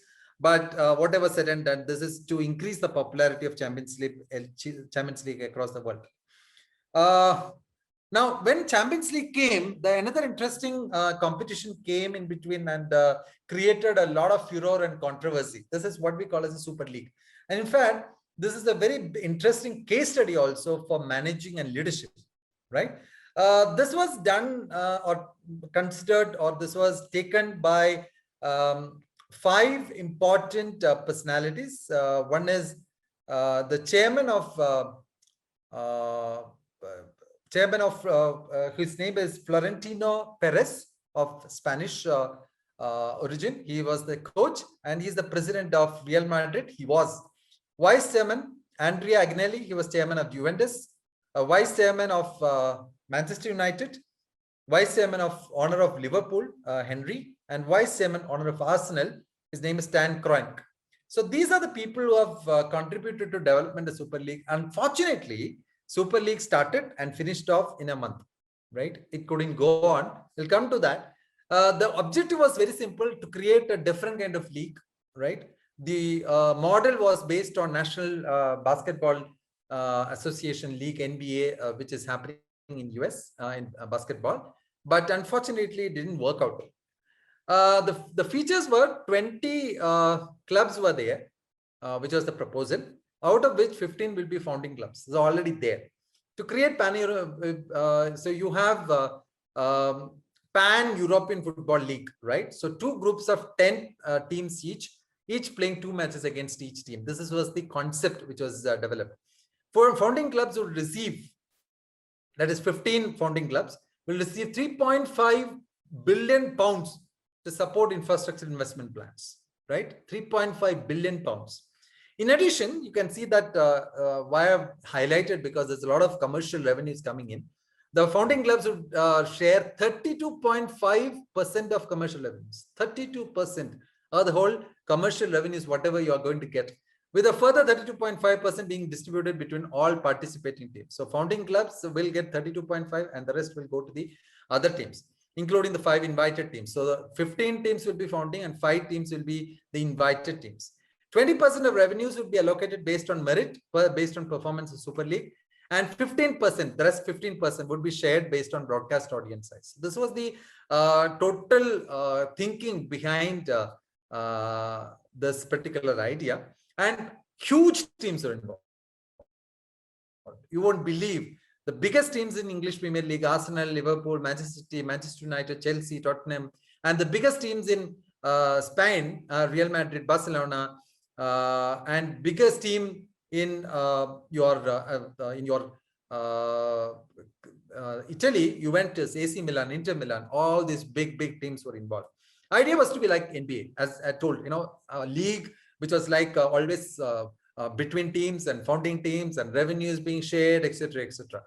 JP Morgan Chase, interestingly, they were supposed to add $4.2 billion. Apart from the broadcasting revenues and other revenues, JP Morgan was supposed to handle $4.2 billion. Interestingly, another important thing, Bayern Munich, which is one of the biggest teams in Bundesliga and winner of Champions League previously, and Borussia Dortmund did not join, along with PSG, right, of Holland. So these are the teams which are missing from the biggest league of all. But unfortunately, as we can see later, this didn't take off. What are the experts and others saying? BT Sport, Sky, Amazon Prime Video, they did not want involvement. They said, no, we will rather go for English Premier League or anything else, but we are not interested in sponsoring Super League because it doesn't have permission from UEFA and other important areas. Following the announcement of European Super League, shares in Manchester United and Juventus increased 9% and 18%. So just like that, the shares increased. Super League was suspended later. The shares dropped significantly, as we know. UEFA, though, banning the teams, banning the Champions League, they banned the team, and they said we are not going to have Chelsea, Manchester City, and Real Madrid who are playing Champions League at this time. So they said if you are going ahead with Super League, we will not allow you to play Champions League. But later on, that was amicably solved. Antitrust laws, generally these kind of things happen against one particular interest. Antitrust laws can go ahead, but here it cannot go ahead because it has 15 permanent teams and 5 rotating clubs. So 5 clubs are invited, and so new teams entry is prohibited. So apart from 20, no other team can get in. So it is not saying that everybody can come. No, only 20 teams, right? And also, if it says you cannot go ahead, then what will happen is people will think, this is a very interesting league, 20 teams, and UEFA is banning it, so why not watch it? So that means it is giving approval to the system. So the antitrust laws were not banned. Experts and lawmakers said, no, we are not going to sue them. We are not going ahead with antitrust laws, right? And Real Madrid and Barca and Juventus definitely faced the music because they were not in the, they were the teams really affected by this whole concept. After that, slowly, one by one, each club started withdrawing it, So that is interesting. From the Champions League, which is a permanent thing, they started thinking about Super League, which is going to make it different, more interesting. But people started withdrawing because the main authorities were against this. So Manchester City formally commenced procedures to withdraw from the league. Arsenal, Liverpool, Manchester United, and Tottenham Hotspur followed after that. Chelsea, 21st April, this happened in the early April, and by May, everything was over. The same day, Atletico Madrid, Inter Milan confirmed the exits. All the clubs exited. But they said clubs are liable to pay $130 billion as compensation, but it didn't take off. So in that way, this compensation will never work out. But you remember, if it would have started off and clubs would have come out of it, $130 billion would have been the compensation, right? Super League company filed a complaint. This is what is the latest thing. Complaint was against UEFA and FIFA. They said, no, we were not allowed to take off. Why should we not allowed to take off, and all those sort of things. Filed at the Court of Justice of the European Union. Proceedings were stayed in Spain due to court judgment. So now it's a dilemma, but as of now, it is being suspended. Nothing has come out of it. It will take time for it to come out of the whole thing. So interesting that something which was supposed to start never started off, right? So it just went off as it is. So interesting. Reasons for failure. This is from the management side of it. We saw the branding in Champions League. Now we are talking about failure of an event. Why the program failed? Is it because of the business proposition? So business model should be outside in and not inside out. Absolutely correct. Any kind of business model should have people from outside coming in and not inside people. So it's not a good idea to have all the people in the management coming from the inside the organization. You can see companies, inviting other people or recruiting other people in the higher positions. They don't generally promote people from inside for all the positions. Maybe 1 or 2 positions they will do it, but other than that, no. If you see here, all the people, you just see the people who are there. I have already shown the people. See, all these people are presidents, chairmen, etc. of the companies which are existing. So which means this was inside out, and that will happen. If that happens, there is no innovative thinking coming out. There is no decision to come out. There are no influencing people who can influence UEFA and FIFA. So that basically was the first and foremost reason why it didn't succeed. Value proposition have to consider customer voice. Where was the customer voice? Did they find out whether customers are interested? Customers are already having Champions League. Customers are already having your UEFA football World Cup. You already have Euro. You already have Copa America. So why should they have? You already have Bundesliga, EPL, La Liga, Serie A, so many competitions. So why should you have an extra league? People were not interested in having a separate league coming in. Customers were not supporting them. Good business model create a lifelong affair. You need experience. We are going to talk about that. Experience is what matters. Now people are not worried about having just watching football. They want to experience football, right? Now new thinking is coming out. You can use digitization. You can, when somebody is passing the ball, you can also go and find out what you can do with that. Now, there are movies which are now created, episodes which are created, where you can go to that particular site and change and give your opinion about what the actors should do. So you are talking about experience that did not happen with that. Ecosystem of partners then enrolled, right? All Excuse me, Mr. Ranjit.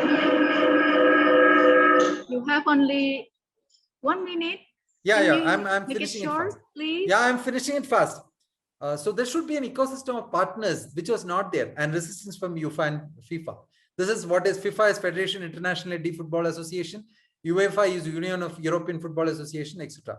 Now, just 2 minutes, ma'am. COVID-19 impact on sports. You can see ESPN Fox Sports are showing classic games, archived content, documentaries, previous things to keep consumers interested. ESPN telecasted K-League, that is Korean League football, for the first time, never done previously. Chinese Professional Baseball League started after month-long delay in April 2020. Euro 2020 is happening in 21 with 11 countries playing in, it is played at 11 countries. Never it has happened. National Football League is, as I told, they are showing all previous games. Proposal for leagues, Premier League clubs losses of around $150 million. Likely adoption of direct-to-consumer content. I already shown Amazon Prime is showing the English Premier League. Gamified viewership, where you can play with the particular competition. This is what the loss. $2.2 billion of national TV revenue loss for the industry. IPL, which definitely you must be knowing in the Premier League, 2,000 crore rupees loss. English Premier League, 1,100 million British pounds. NBA, $1.5 billion. NFL, $4 billion. Unemployment, loss of money, loss of advertising opportunities, etc., etc. Tokyo Olympics, now it is happening, postponed for last year. Scrapping will cost $15 to $25 billion for that. So we are doing it finally. 11,000 athletes have to be accommodated. Very, very important. And fans have to vaccinate or test before getting into the stadium. Number of fans not decided. Sports and OTT, I've already shown advertising opportunities, innovative ways of reaching audience. Amazon Prime is showing it. What might happen in future? I think this is my final slide. Online viewing, you can view it online using Amazon Prime and other things. Netflix Bandersnatch, that's what I said. It's a program where you can go into that particular program and change what is happening in that. As a viewer, you can go and change the episodes, the programs. Very, very innovative. On-court endorsements, where in the football stadium itself, you can have online endorsements. Is already happening. Price flexibility in getting into the stadiums and otherwise. Refunds of sports events, which is happening because of that, definitely because of COVID also. Online ticketing, already there. Reduced pricing. Sports and OTT platforms, already talked about it. Gradual increase allowed in stadiums, not continuously. And geopolitics and sports, final thing. Beijing Olympics is supposed to happen 2022. Now, very, very interesting. What will happen with China and other countries happening? Will they be interested? What will be the politics which will happen? Because Olympics is happening in Winter Olympics is happening in Beijing. Food for thought. So I talked about Champions League, talked about Super League, I talked about COVID and what is happening across the world in terms of sports and what might happen in future in sports. We are going for completely digitized sports. Thank you for your time. Thank you, aibpm. Thank you, professors. And these are the references. Sorry for the background. Thank you for your patience. Thank you. Thank you for sharing, Mr. Ranjit. Nice presentation about e-sport. I remember in 2000 and, if I'm not mistaken, 2019, when Indonesia become the host of Asian Games. I remember that that's the first time e-sport is recognized as one sport compete or formal including in Asian Games competition. So it is really insightful, I think. Thank you, Mr. Ranjit. Now we move to the last but not least presenter, Ms. Kalpana Munusami Naidu from Malaysia, and we have her in here as a practitioner.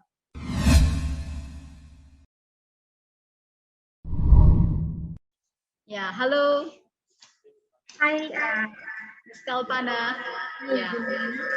let me share I will my. introduce you first. Okay.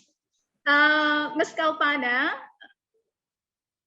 Monusami Naidu is a high energized human resource partner with 20 years progressive experience and has worked for several established organizations. Currently, he holds a position as senior business partner in her corporate career. Kalpana has acquired tremendous experience in people and organizational development at both operational and strategic level throughout her career. She is a strong leader, major contributor and proactive player in achieving an organization overall objective. Apart from her career role, she was involved in training and development, agency coaching for recruitment and productivity. She develops course modules. HR policies and procedures, and delivers training to various prestigious organizations. She is a highly experienced consultant and facilitators and works closely with women NGOs and children and committed to a personal mission of empowering people. She was instrumental in many projects and has worked with many organizations and currently collaborating with state government under Women Exco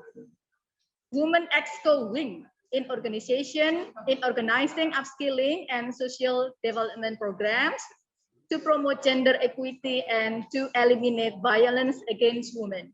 Today, Ms. Kalpana will share with us about leading from within leadership for success. So, Ms. Kalpana, the time is yours. Thank you, Ibu Lohana. Warm welcome.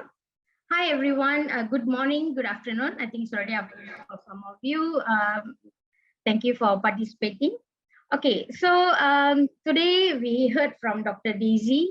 She spoke about, she actually ran through with us on the cyberbullying, which is an alarming issue right now, especially among youth. And after that was Dr. Anna Agung, where he actually facilitated on the qualitative and quantitative. I feel it's very important for the students. Many of you are students in today's conference. And after that, Dr. Ranjit, you know, most of us miss sports during this pandemic. It was a very high opener, especially for me, you know, how sports actually, we can look at sports in another angle as a PNL, profit and loss. Okay, and my topic will be about leadership. I choose leadership. I thought it also will be aligned with aibpm vision, where we want to actually enhance the quality of professionals in workplace. So I thought I can run through this so that the students in this conference actually can benefit. So it's leading from within. What is about leadership? Okay, so Ibu Lohana actually covered about my background. So I'm actually a senior HRBP site lead for HP. HP is my fourth company. Okay, and I'm almost 20 years in HR profession. So you guys roughly can know my age. Okay, so let me just continue. Other than work, I truly believe in empowering, especially women and children. And I always believe a smile can change everything. Okay, with that, let me start. Okay, so what is leadership team? So there are a lot of theories, you know, a lot of write up on leadership. Okay, leadership is not an expertise. It's about constant education, which we always learn throughout our experience. So for many students in this conference today, I believe you have learned a lot of theories about leadership in your OB, in your management classes. So leadership theories started as far as from 18th centuries. You can see all the list of theories. I'm not going to run through everything. From 18th century, great man theory, until you can see all the famous theories here, transactional leadership, transformational leadership. So there's been a lot of theories, few hundred theories. But what is one thing about this leadership theory? to take you, to run through with you, actually leadership theory evolved over the years. So if you can see, let me just take the first one. In 18th century, the leadership theory actually focused on the leader, about their behavior. But over the years, it actually evolved from the leader, how it can actually motivate the follower to pursue the goal of the leader, and slowly to the context, the combination of leader and follower. And now it's actually focusing on culture or norm. Why the changes? Okay, to make this more interesting and more understandable in a daily context, I want to actually run through with you how the employees' behavior and employers' behavior has changed over the years. So you can see the screen very colorful. I put it some of the world events so that you can relate while I'm sharing this. So what you can see in the on the screen, you can see Madonna. Maybe some of you know Madonna. The youngsters, I'm not so sure whether you know Star Wars. The first prime minister. So many things. So in 1970s to 1980s. Let me just put in a pointer. Okay, 1970s to 80s. So just recall, many of you may be not born at that point of time, but just recall hearing from your parents, your aunt and uncle, how the employees at that point of time in 70s. Okay, so in 1970s, what the employee want? Actually, when they join a company, they work lifelong in that company. So they just want a job for a life. They had very much lower expectation on the employer. They don't demand anything. And what they want is, if I work, okay, 7 a.m. to 6 p.m., those days, long hours, just pay my salary. This is the only demand of the employees, the behavior. How about the employers at that point of time, the managers? Okay, so the managers at that point of time, they are kind of dictating. So they actually lead through command or control, means they control everything. Sorry, they had very formal relationship with the employees. So this is 70s to 80s. And this arena we actually call as a this arena we actually call as a individualism, very much individual. Okay, and let's move on. Okay, 80s to 90s. So what you can see in the screen, so some of the event, the famous movie Back to the Future, we have Titanic, You Jump, I Jump. I think many of you can relate. Cubic was famous, it's famous again now. So this is some of the event, the event happened. Okay, how about the employees at that point of time? So after the 10 years, the employees who actually joined the workforce, they had more choices in job market, more companies. So employee had more choices. They can move the job frequently. Okay, we can say they are less loyal because they want a recognition in terms of monetary. If another company can give a better offer, they actually willing to look for or build a career and develop themselves. So employees actually switch job. And how about the managers? So because you have a pool of employees, if you don't treat them, you don't handle them with care, they can actually look for other employment. So the managers or the employee at that point of time, they have to manage the employee as an individual. What is their interest? What is your career interest? So they have to manage one by one. And the employee at that point of time, they have to manage against company objective, the behavior. So from dictating style, sitting in the office, they have to walk around in the office, greet people, and quality frameworks were introduced. So company all going for all these certification, okay? NIOS, OSHA, all the quality certification. Okay, and this era, 80s to 90s, we call as reinvention. Okay, so let me move on, 90s to 2000. So just now Dr. Ranjit present about sports. So this is Euro Cup. I think 9/11, none of us can forget.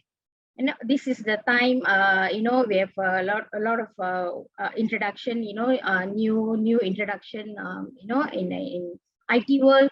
So 90s to 2000. So how's the employee? So you have seen 70s to 80s.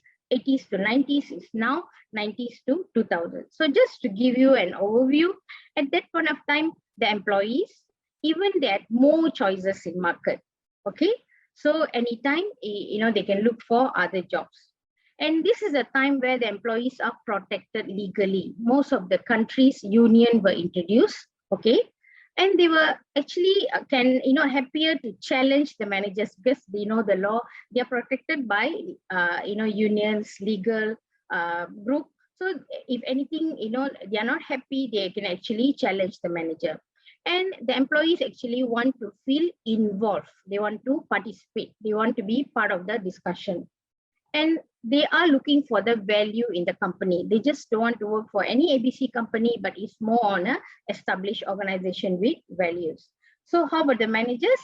So managers already start treating the employees as their biggest asset. So they start investing in trainings, developing the people. They start to act as a coach and empowering the employees. And all this, recognition actually started in a workplace. So you can see the difference, how it evolved. And this era we actually call as a engagement. So working is about engagement. And 2000 to 2020, this era, we're talking about iPad. So you can see iPhone, everything about IT. So this era, so what happened? Employees are more entrepreneurial spirit. Means like they want to contribute to the success of the company. And this employee, they want to know if being asked to do something, why I need to do, why they need to understand. And definitely introduction of Gen Y and Generation Z into workforce. The youngsters, after education, they actually joining the workforce. So employee, they want more, they started to demand, work-life balance. Even during interview, employees ask me, I don't want to work Saturday, Sunday, because I have something, I'm studying. So they start to ask all these, so they know they are right. And they want, they are being communicated. And of course, they know body legal. So the managers, maybe some of you, soon will join the, workforce. So how are the managers? So managers in this era, they start to emotionally engage with the employees. And they drive high performance, focus on managing and developing the employees. So it's not about company goals alone. It's not about personal goal. It's also about how to develop the employee, the next career development for them. And for the managers is anything I do, I actually establish and deliver through my people. My people's success is my success. Okay, and this customer service excellence is actually introduced. So we always talk about delivering the best customer experience. Okay, and this era actually we call as excellence. Okay, so we have seen from 1970s to now 2020, from individualism to excellence. So for the team, especially the students out there, what kind of leaders you will be? Here you have seen the evaluation. You are actually a 21st century leaders. Okay, so the second half of now I want to actually run through some of, I would say some of the tips or guidance how to be a 21st century leader. Okay, so before I go to that, this is a quote I really like very much, which I always share in all my programs. If your actions inspire others to dream more, learn more, do more, and become more, you are actually already a leader. So it's always come from within. Okay, so let's watch a short video.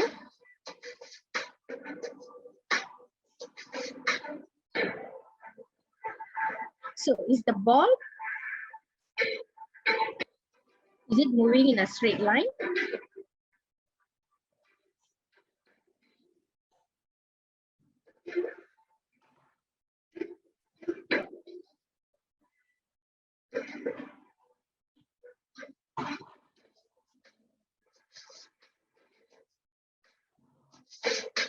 So let's watch.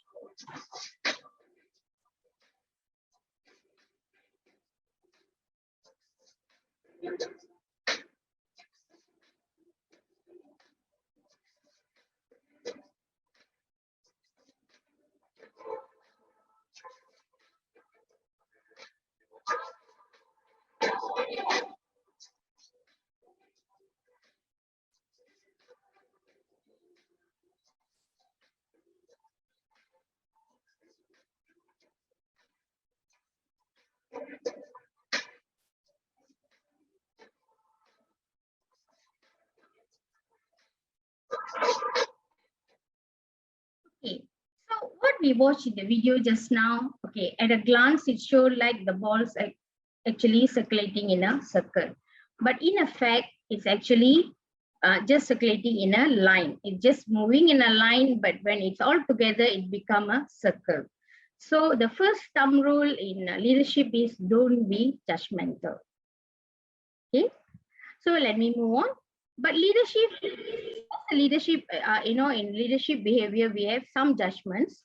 So some of the things I would like to share is good leadership actually involves about getting things done with and through others. So it's always about teamwork, work together. So what it means you give a clear direction in some occasion, and in some other occasion you empower them. You let them to lead. Okay, and as a leader, you need. Excuse me, Ms. Kalpana. You have 2 minutes more. Thank you. Yeah, sure. So as a leader, you need to know when you need to take the lead and when need to release the control. So this is what I explained, combination of all the leadership traits. So there are some, in some instance, you need to be task oriented. In some instance, you need to be involvement. Some you hold the control, especially, it's involved tight deadlines. And in some cases, you need to give the empowerment. So leadership is always about the combination. Okay, so which leadership? I'm not going to cover this. So as a student, you just decide what kind of leader you want to be. Are you going to take control? You let the team, do themselves or whatever. Okay, so just a small guidance for the 21st century leaders. So the first strategy will be change your style from content to context. Means rather than focus on day-to-day operation, let's see how we can create a context for the success of others. Okay, strategy 2 will be from talking to walking. So if you want to enforce something, please do it. If you want a good attendance, okay, if your work start at 8:30, maybe by 8:15, you can be in the office. After your coffee, you can settle down. So that is actually walking the talk. And from competing to collaborating, how you can involve your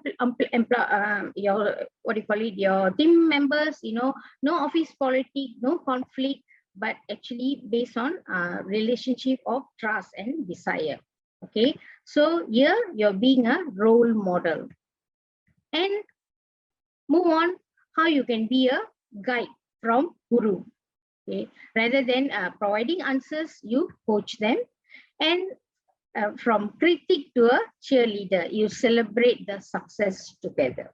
Okay, so with this, the conclusion is, as a good leader, you need to be ahead in certain times where you need to provide a clear purpose, direction, and strategy.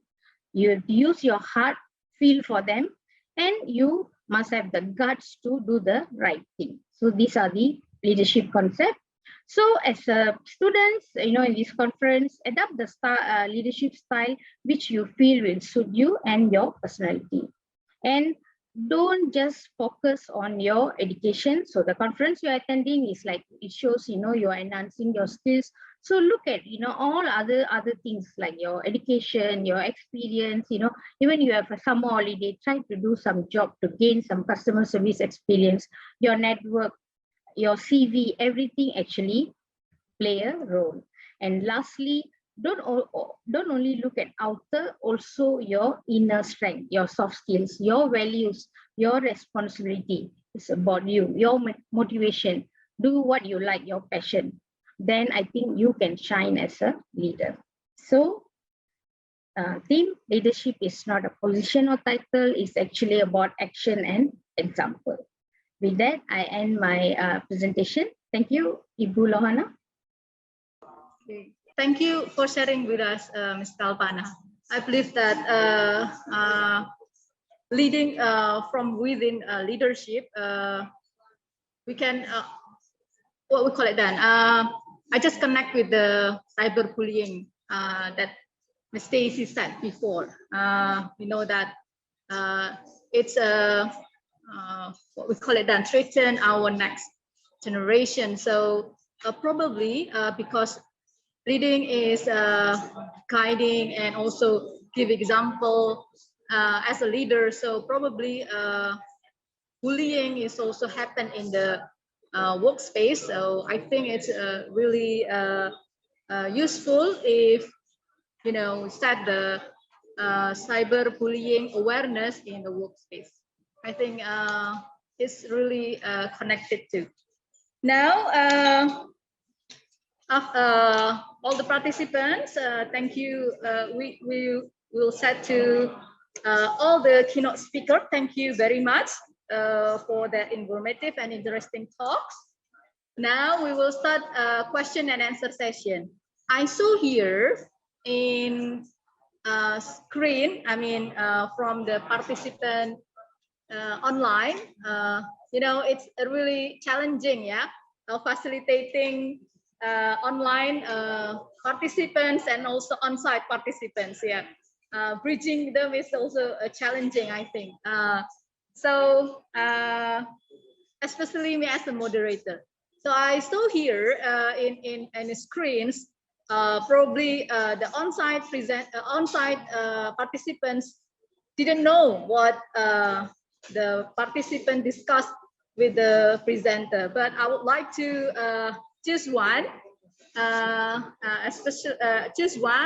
question from the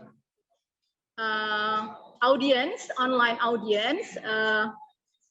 It is from Ibu Grace Jenny Soputan. Yeah, I know that your answer or your question already answered by Dr. Daisy, but I would like to share with the audience here. Yeah, the audience here, and also later on, I'll also choose the participant, on-site participant, to ask the question for the keynote speakers. Yeah.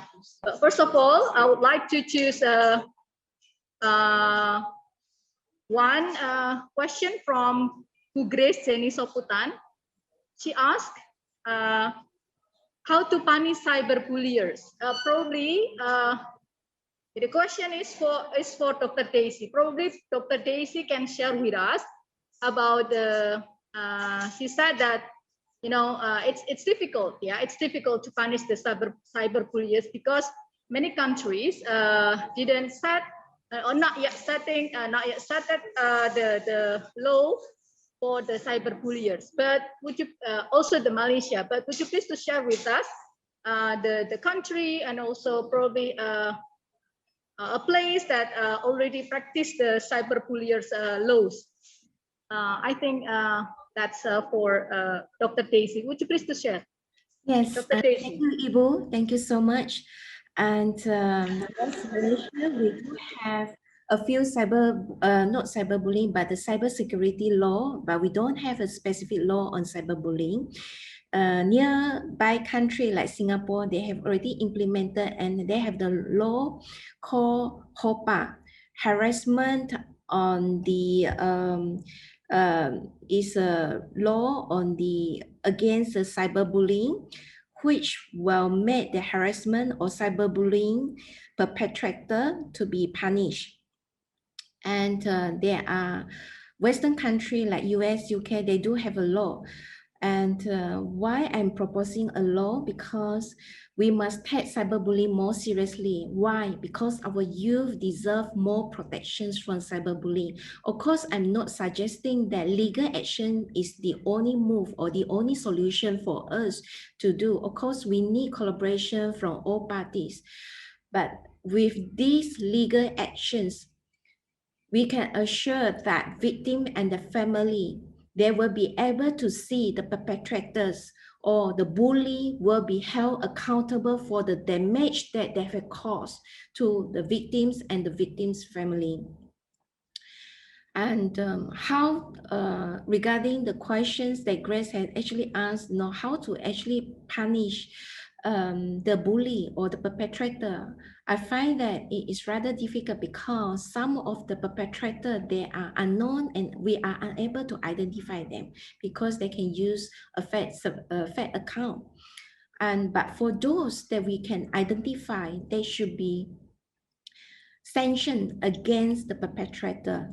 Like for example, if the school identify that the students are the cyberbully. So what could be the actions from school, from college, from university? So we should have a clear policy about anti-cyberbullying so that the victims can be protected and the bully can be penalized for the damage that they have actually done towards the victim. Thank you, Ibu. I think that's all for my sharing. Yeah. Yeah, thank you. Thank you, Dr. Casey. Yeah, I think it's not only the responsibility for the school, college, and university, but I think the country should aware and also try to reform the policy and also legal action as you said. Okay, thank you, Dr. Casey. So it's also our concern, yeah. And now I would like to invite the participants in on-site. Any question? Yes. Okay. Yes, okay. Come here. Hello, my name is Boyajon Sodito. I'm a student at State University of Malang. I have a question for the first speaker. My question is, I would like to ask about the bullying. As we know, that is a global issue. So if we get a bullied on internet, online, so to whom we can report and how does it important? Thank you. Okay, thank you, Mr. So I think the question for Dr. Casey again, yeah? Yeah, for the first speaker. First speaker, or probably Ms. Kalpana, probably, yeah, when what we call it that in a workspace, probably, because bullying, yeah. Okay, okay. Thank you. Okay, thank you, Ibu, and thank you, Kyo Hee Tiong, for the question. It's a very interesting question that who and how should we actually report? That's why actually I'm suggesting that every place, all the relevant stakeholders, they should make sure that there is a center, a counseling center, or a platform for the victims to actually report on the cyberbullying. So, like for example, as I mentioned, in the National Youth Policy Institute, they reported that about a quarter of the respondents actually, do nothing about the cyberbullying. Another equal percentage of the respondents, they block the bullying. And only 5.3% of the victim choose to report it to police. So it depends on where you are. So if you are in the university, it will be good that we be the change. We can be the whistleblower to inform. If we are the bystander, then we should not keep quiet, and we should actually inform the authority about the cyberbullying cases. If we are the victim, my suggestion is to talk to your peer support group that who can actually support you with this. Like for example, your family members, or your best friend, your classmates, those that who are close to you, and inform them about this. And we can also think of inform the school, or maybe at your workplace, that this actually happened, and we can even lodge a police report if this involve a criminal offense. I hope I answer your question. Okay, thank you for the answer, Dr. Casey. I also wonder if the cyberbullying happened in our in my university, especially where I have to report it. Yeah, I think my university doesn't set the formal steps or process to what we call it then, prohibit or handle the case probably.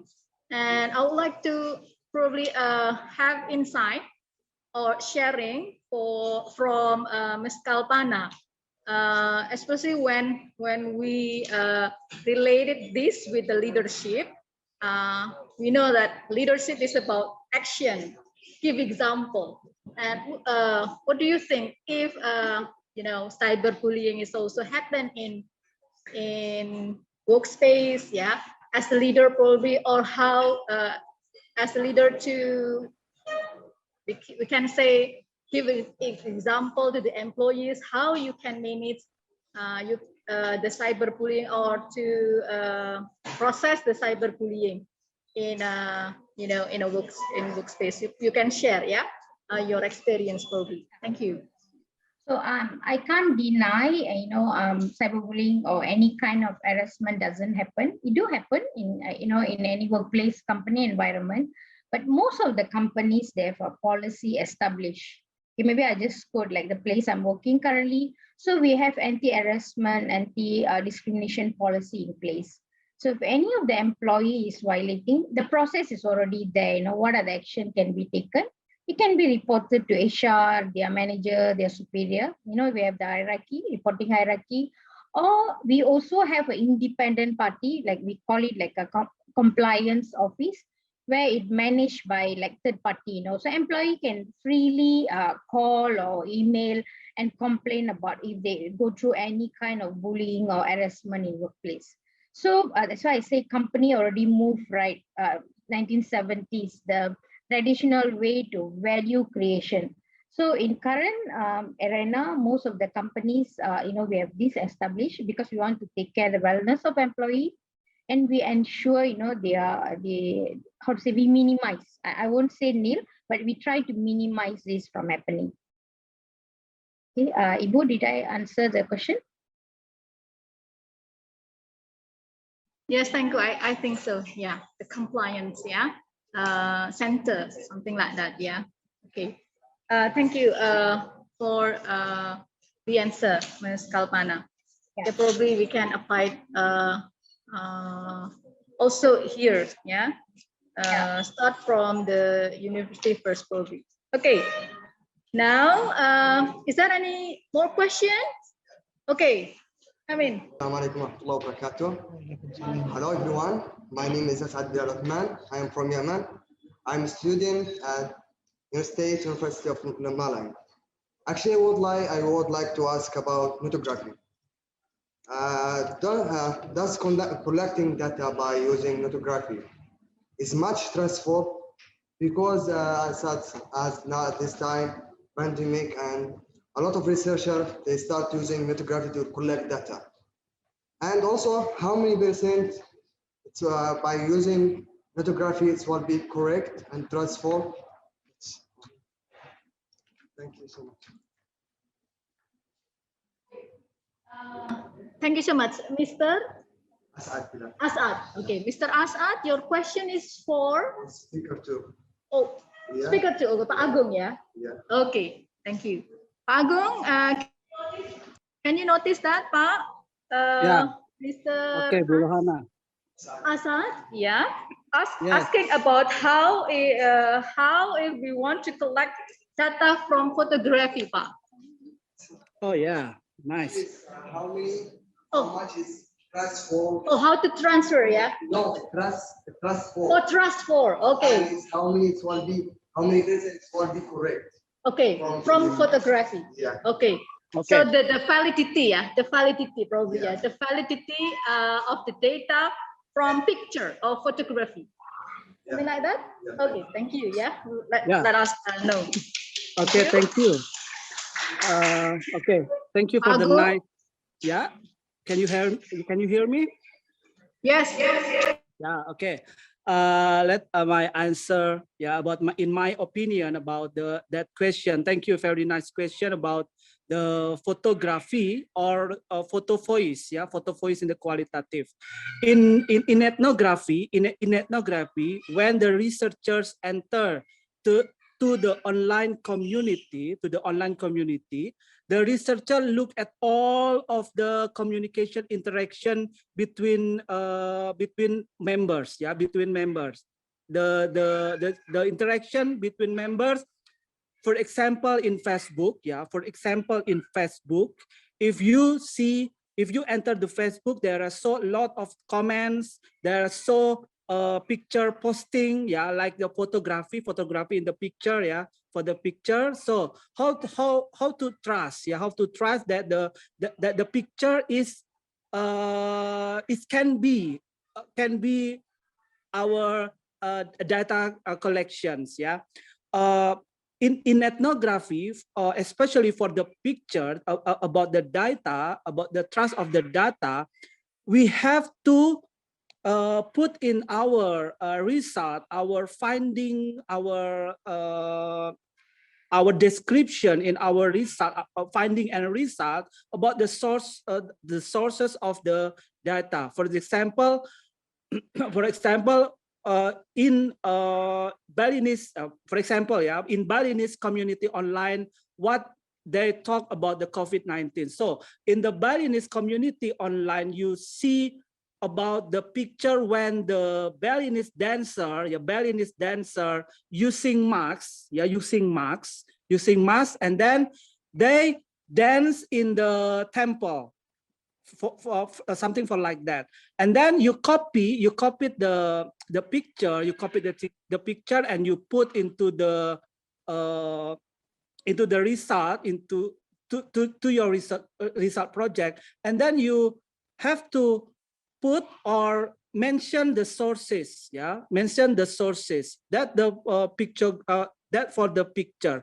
In other example, the picture from the screenshot, the screenshot, because in ethnography, when we collect data in picture, you can screenshot of the pictures. For example, the conversation in the WhatsApp group, the conversation in the mailing list, the mailing list, you screenshot and then you paste into your result finding project, and then for the informant, for the informant is in the screenshot. You have to make on both, or hidden the names, or hidden the personal account. For example, in Facebook, you screenshot, screenshot is a picture, also, and then you have to hidden or anonymous person in that picture, and of course the sources of data collection also put in your result finding. I think, is it okay?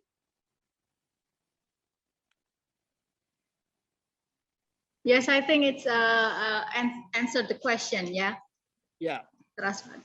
Hello, Mr. Aswad. Is it answer your question? Yeah, I think so. Thank you, Pak Agung. Yeah. Thank you.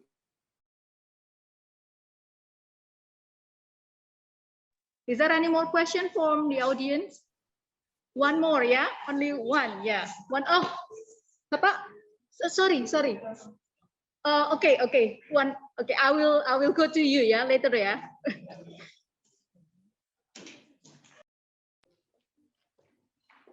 Assalamualaikum warahmatullahi wabarakatuh. Yeah, my name is Mahmoud John. I am from Tajikistan, and I am Master of Accounting in State University of Malang, UM. I would like to ask about bullying. As we know, bullying is a global problem, and from where will start the resource of bullying? For example, does it much belongs to family, or to environment, or to school or university? From where does people will start to bully each others? The much effect here will be like university, school, people around them, or their friends, or family. Because when child start from the first, the child don't know how to bully. But of course, maybe there is like a lot of effects how they will start bullying. I wanna ask the much effect it will be from family, environment, school or university. Thank you. Thank you, Mr. You're most welcome. I think, for Dr. Daisy. The question is for the first Yeah, Dr. Daisy. Yeah, okay. I think cyberbullying is really our concern now. Yes, it's Especially for the young adults. Yeah. yes, exactly. Okay. But for now, if you see even small child, they try to bully each other. That's why. Yeah. From where do they learn, and from where do they start? Yeah. Okay. Maybe here is effect from kindergarten or from family or from their friends, or how they will affect or get to bully. The sources. Yeah. The source. The sources. Yeah. The much Where they learn. Yeah. Yes, exactly. Bullying others. Yeah. Yes. Okay. Okay, Dr. Daisy. Yeah, Ibu, I'm so sorry. Actually, I missed the question. Can we ask the audience to repeat the question again? My apologies. Yeah.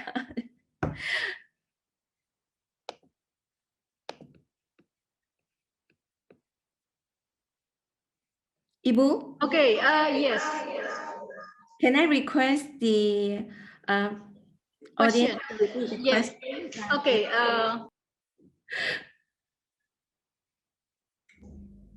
Okay, the question is just like this. Hopefully, I'm not mistake. Yeah, just like this. You know that the bullying is happen not only for the young adults but also the children very early age. Yeah. Yes. And where they learn to bully others. Yeah, is it from kindergarten, schools, or the parents, or the society? Yeah. So it's really interesting to know the sources where they learn to bully others. Yeah, something like that. Okay, thank you, Ibu, for for repeating the question for me. I appreciate that. Yeah, it is so true that even the young child, they may involve in cyberbullying. And it's a very interesting question that where do they actually learn all this? But I'm sure that that I mentioned in my presentations that most of us, we are connected to one another electronically, and 85% of even the young kids, the Gen Z, they are exposed to all the online informations. In fact, they are so much matured, they know what is happening, and they may not see cyberbullying as something that is what we call a serious offense. They may actually start it with a joke, and they find that maybe, it's nice maybe to bully somebody because they will not be scolded, and they can actually maintain their identity as anonymous. But this is actually a serious damage to the victims. So where do they learn?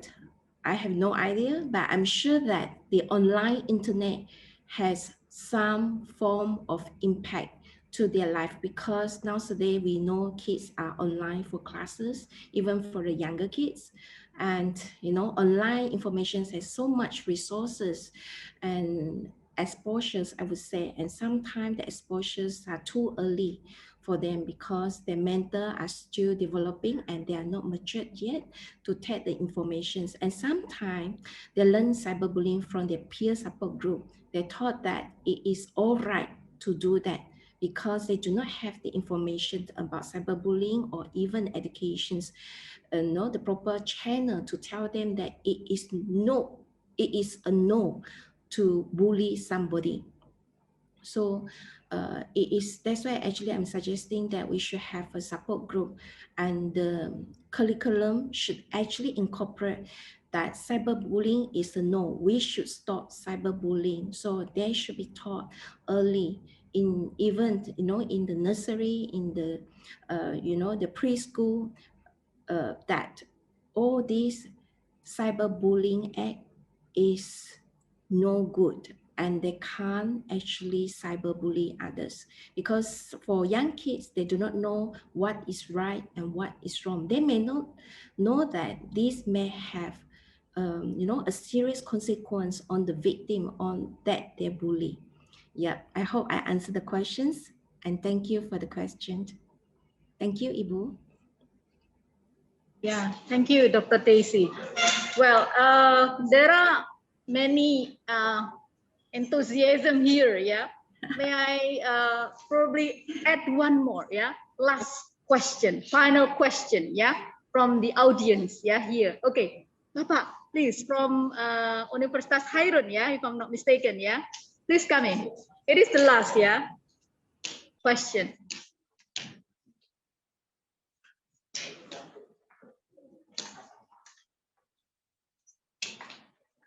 Okay, thank you.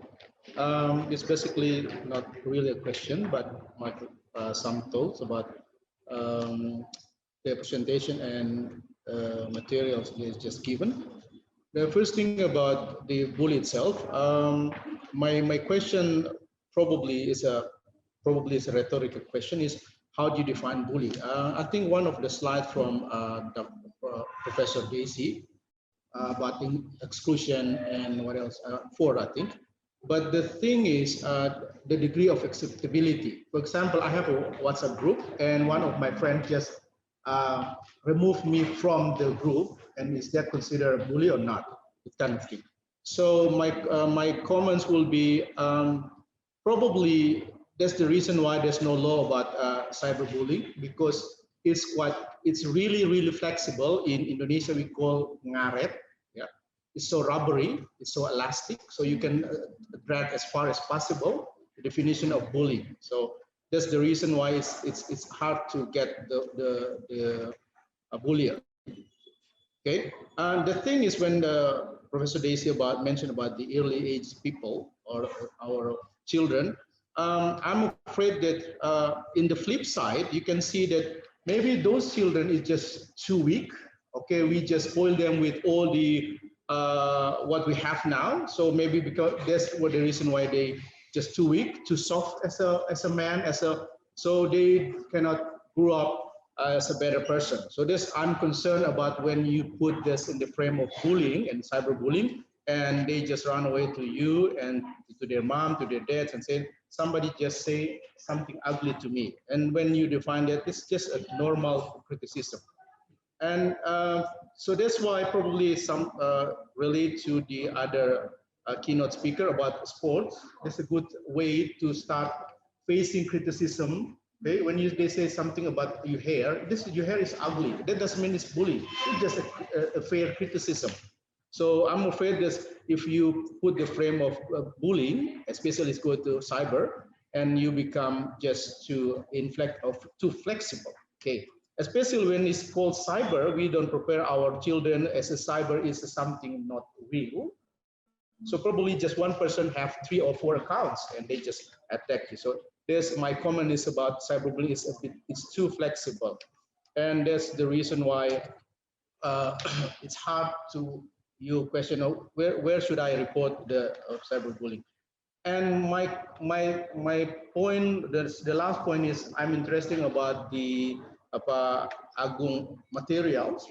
I'm thinking about what if ethnography can catch or capture the cyberbullying itself. It's a very interesting point. When I combine the material from Pak Agung with the material from this is very interesting. Probably the next research will be go there, so we can search and find that what kind of the boundary of the cyberbullying itself. I think that's my opinion and my thoughts. Thank you. Thank you, Pak Johan. I think it's really insightful comments, yeah, about the definition of bullying itself. Yeah, we have to have a same perspective about the bullying definition, I think, yeah, Pak, yeah. And also probably, Dr. Ranjit already shared with us about the e-sport.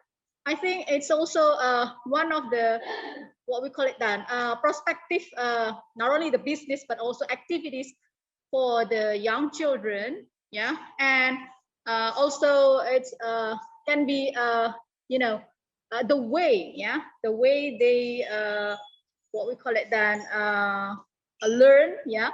And not only use the internet with the negative things, because the internet is, I think it's free talking, free commenting, something like that. Especially when when we have a fake accounts and so on, but we cannot do it in e-sport, yeah, Pak, yeah, doctor, yeah. So we will learn how to manage the team and also the competition itself.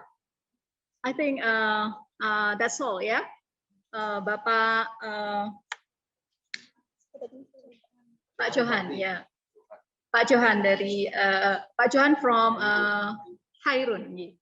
I think that's all for today's discussion. Sorry, time is limited, yeah, and we have extra time. And thank you for the participation from all the participants, and special thanks for all our keynote speakers, Dr. Daisy, Ms. Kalpana, Dr. Ranjit, and also Pak Agung. Thank you so much to share with us the knowledge and also interesting talks. Now, thank you, the participants, and I think this is the end of the session of our discussion today. I am Lohana as the moderator. I will say sorry if I facilitate you. It's not Ustad. I will say sorry if I couldn't facilitate you well, because it is my first time to facilitate the hybrid seminar or conference. Is really difficult to catch up with the audience here and also online. So so it's my new experience, and I'll say thanks to aibpm to give me the opportunity. Thank you all. Good afternoon.